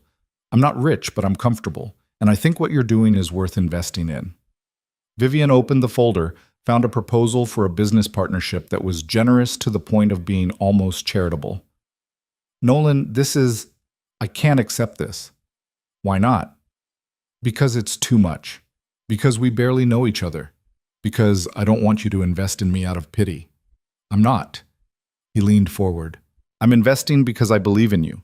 Because I've seen what you've built despite everything working against you. Because your father would have wanted someone to help you the way he couldn't. He touched her hand. And because I'm falling for you, and I want to see you succeed. Even if we don't work out romantically, I still want to be part of what you build. Vivian felt tears threatening, the good kind this time. I don't know what to say. Say you'll think about it. Take the proposal, review it, talk to your lawyer. If you decide it's not right, we'll never mention it again. But if you decide you want a partner, a real partner who believes in you, the offer stands. She took the folder home, read through the proposal 3 times, then called Margaret to review it. A week later, she signed the papers that made Nolan Pierce a 25% partner in her consulting firm, with a clear agreement that kept business separate from whatever was developing between them personally. The money let her hire 2 employees, move into a proper office, and start pitching to clients she'd never have dared approach before. Within 3 months, she doubled her client base. Within 6, she was turning down work because she couldn't keep up with demand. Adrian served his 90 days and got out to find his garnished wages waiting. He paid Vivian like clockwork. He had no choice. The courts made sure of that. She never saw him, never heard from him except through automatic bank deposits. He became a ghost, a mistake, a chapter that was finally closed. Lila took a plea deal on the harassment charges, avoided jail time, but ended up with a record and a restraining order that would follow her for years. The last Vivian heard, she'd moved to Manchester, was working retail, had traded Instagram glamour for real-life consequences. Vivian didn't celebrate their suffering. She just acknowledged it existed and moved on with her own life. A year after the divorce was finalized, Vivian stood in her house, the house her father had left her, the house that had always been hers, and looked around at what she'd built. Photos of her and Rebecca on the mantle, her business awards on the wall, fresh flowers in the kitchen. A life that was completely, authentically hers. Nolan was there too, had been spending more time at her place as their relationship deepened from business partners to something more. He was in the kitchen making dinner, humming off-key, comfortable in her space in a way Adrian never had been. "You okay?" he called out. "You've been standing there for 5 minutes." "I'm good." Vivian walked into the kitchen, wrapped her arms around him from behind, just thinking about how different everything is now. Better different or worse different? Better, definitely better. She rested her head against his back, felt the solid warmth of him. "I never thought I'd get here. Never thought I'd feel safe again, or happy, or like myself." Nolan turned around, pulled her close. "You did that. Not me. Not anyone else. You fought for this life and you earned it. We did it together. Maybe. But you did the hard part." He kissed her forehead. "I'm just glad I get to be here for the aftermath." They had dinner on the back patio, watching the London sunset paint the sky orange and pink. Vivian thought about the woman she'd been a year ago, broken and desperate in a restaurant, watching her marriage explode. She barely recognized that person anymore. "Can I tell you something?" she said, breaking the comfortable silence. "Always. I'm happy, really, genuinely happy, and I didn't think that was possible anymore." She looked at him. "Thank you. For being patient with me, for believing in me, for not trying to fix me. You didn't need fixing, you just needed space to heal." Nolan reached across the table, took her hand. "And I'm happy too. Happier than I've been in years. So thank you for letting me in." Later that night, after Nolan had gone home and Vivian was alone with her thoughts, she found herself in her father's study. The photo of them at her wedding was still on the desk, but she'd added new ones. Her and Rebecca. Her and Nolan. Her team at the office. Pictures of a life that was messy and imperfect and completely hers. "I did it, Dad," she said to the empty room. "I got free. I built something. I'm okay." She could almost hear his response, gruff and proud, could almost feel his hand on her shoulder, the way he used to do when she was small and scared. He'd always known she was stronger than she believed. It had just taken her 9 years and a destroyed marriage to figure it out. The next morning, Vivian woke up to an email from one of the clients she'd landed with her expanded firm. A major contract, 6 figures, exactly the kind of work she'd dreamed about when she first started her business. She read it twice to make sure it was real, then called Rebecca. "I got it. The Brennan account. They want to sign." Rebecca screamed loud enough that Vivian had to hold the phone away from her ear. "Oh my God, that's huge. We're celebrating. Tonight. No arguments." They went to a wine bar in Covent Garden, the 3 of them, Vivian, Rebecca, and Nolan. Margaret joined them later, fresh from court, looking pleased with herself. "Heard about the Brennan contract," Margaret said, accepting a glass of champagne. "Congratulations, you're officially a success." "I don't know about that." "I do. A year ago, you were fighting for your life. Now you're building an empire." Margaret raised her glass. To Vivian Hale, who refused to be broken. They all drank to that. Vivian felt tears threatening again, the good kind, the kind that came from being surrounded by people who actually cared about her. "Can I make a toast?" Rebecca said, standing up with the earnestness of someone who'd had 2 glasses of wine. "To my sister, who is the strongest, smartest, most badass woman I know, who took the worst thing that ever happened to her and turned it into fuel, who didn't just survive, she won." "You're here," Nolan said, kissing Vivian's temple. They stayed at the wine bar until closing, laughing and drinking and celebrating a victory that had taken a year to achieve. When Vivian finally got home, pleasantly buzzed and thoroughly happy, she found a letter waiting for her. It was from Hartwell and Sterling's legal department. A check for £23,000, Adrian's share of the money he'd stolen from the company, recovered through their criminal prosecution. A note explained that since Vivian had provided evidence that helped their case, they were passing along the recovered funds. She stared at the check, at this unexpected windfall, and felt something settle in her chest. It wasn't about the money, it was about justice, about the universe occasionally balancing the scales, about evidence that good things could happen to people who fought for themselves. She deposited the check the next day, then did something she'd been thinking about for months. She called the charity her father had supported, a foundation that helped women escape domestic violence, and made a donation in his name. £50,000, the money from Adrian's theft, plus some of her own earnings. In memory of Robert Hale, she told the woman who took the donation, who taught his daughter that she deserved better. The foundation sent her a thank you note a week later, along with information about the women they'd helped with her donation. Reading their stories, women who'd escaped abuse, rebuilt their lives, found safety, Vivian felt connected to something larger than her own experience. She wasn't just surviving anymore. She was helping others survive too. 6 months later, Vivian stood in front of a room full of business students at a London university telling her story. Not the sanitized version, but the real one. The husband who'd stolen from her, the girlfriend who'd harassed her, the legal battles and the sleepless nights and the moments when she'd wanted to give up. People ask me if I regret the marriage, she said to the attentive crowd. If I wish I'd never met Adrian, never wasted those years. And the honest answer is no. Because those years taught me what I was capable of. They taught me my own strength. They forced me to become the person I was always meant to be. A young woman in the front row raised her hand.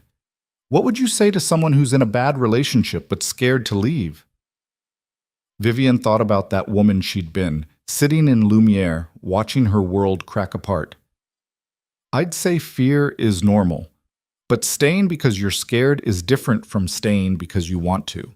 And if you're staying only because leaving seems impossible, it's not. It's hard, it's painful, it costs more than you think you can afford. But it's possible. And on the other side of that fear is a life that's actually yours. The talk ended to applause. Several students approached her afterward with questions, with their own stories, with the kind of hope that came from seeing someone who'd survived the unsurvivable. Vivian gave them her business card, told them to reach out if they needed advice, and meant it. She was walking to her car when her phone rang. An unknown number, which she normally wouldn't answer, but something made her pick up. Mrs. Hale? This is Officer Chen with the Metropolitan Police. I'm calling about Adrian Cross. Vivian's stomach dropped. What happened? Nothing to worry about. We arrested him last night for drunk and disorderly conduct. He's been asking to speak with you.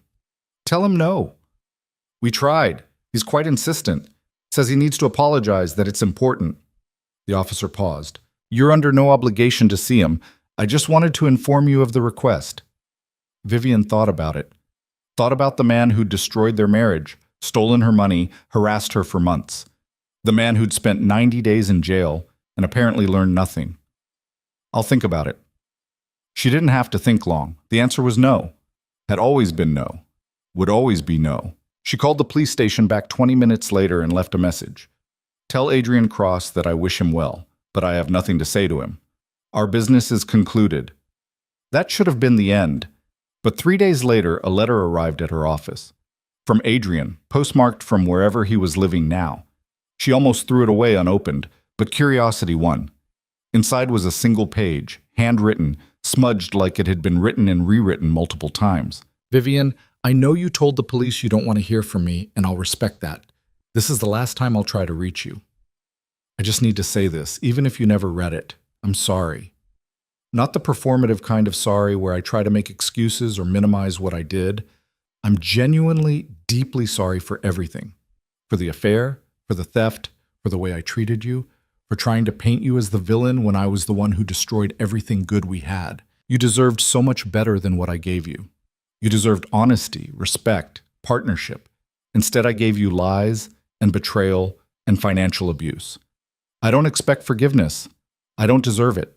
I just wanted you to know that I understand now what I threw away. I see it clearly, finally, and it makes me sick to realize how badly I hurt you. You're going to have an amazing life. You probably already do. And I'll spend the rest of mine regretting that I'm not part of it. I'm sorry, Vivian, for everything. Adrian. She read it twice, felt something like closure wash over her. It wasn't about forgiveness. She wasn't sure she'd ever forgive him, and that was okay. It was about acknowledgement, about him finally taking responsibility for what he'd done. She put the letter in a drawer and didn't think about it again.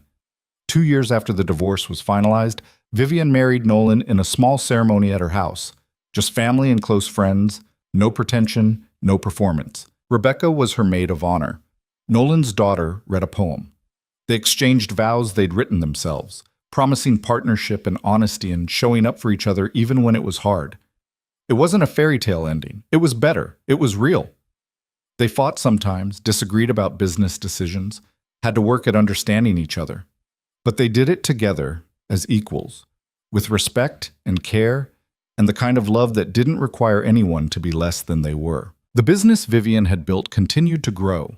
She hired more staff, opened a second office, became the consultant everyone wanted to work with. She started speaking at conferences, mentoring young entrepreneurs, using her experience to help others avoid the mistakes she'd made. And sometimes, late at night when she couldn't sleep, she'd walk through her house and marvel at how different her life had become. How she'd gone from a woman who'd let herself be erased to someone who took up space unapologetically. How she'd turned her biggest failure into her greatest strength. Adrian finished paying back the £42,000 in his 36th month of payments. Vivian received the final installment with barely a flicker of emotion. The money had never really been the point. The point was that he'd been held accountable, that justice had been served, that she'd refused to be a victim. She donated that final payment to the domestic violence charity too, along with a note, in celebration of freedom. 5 years after the divorce, Vivian stood in her office overlooking the Thames and thought about the woman she'd been, the one who'd sat in Lumiere and watched her world explode.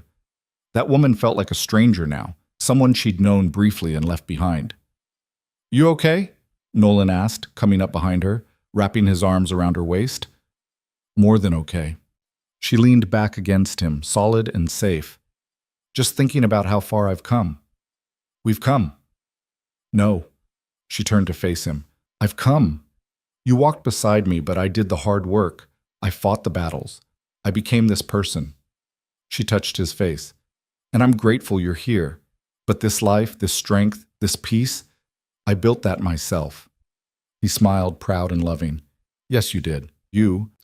That night, Vivian deleted every photo of Adrian from her phone, every email, every reminder that he'd once been part of her life. She kept the lessons he'd taught her, about her own strength, about red flags, about the difference between love and control. But the man himself? He could fade into memory, into history, into the past where he belonged. She was free. Completely, finally free. And the life stretching out ahead of her was more beautiful than any she could have imagined in that restaurant 2.5 years ago. Adrian had thought betrayal would destroy her. Instead, it had forced her to become stronger, sharper, and completely untouchable. What he'd meant as her ending had become the beginning of everything she was always meant to be. And in the end, that was the greatest victory of all.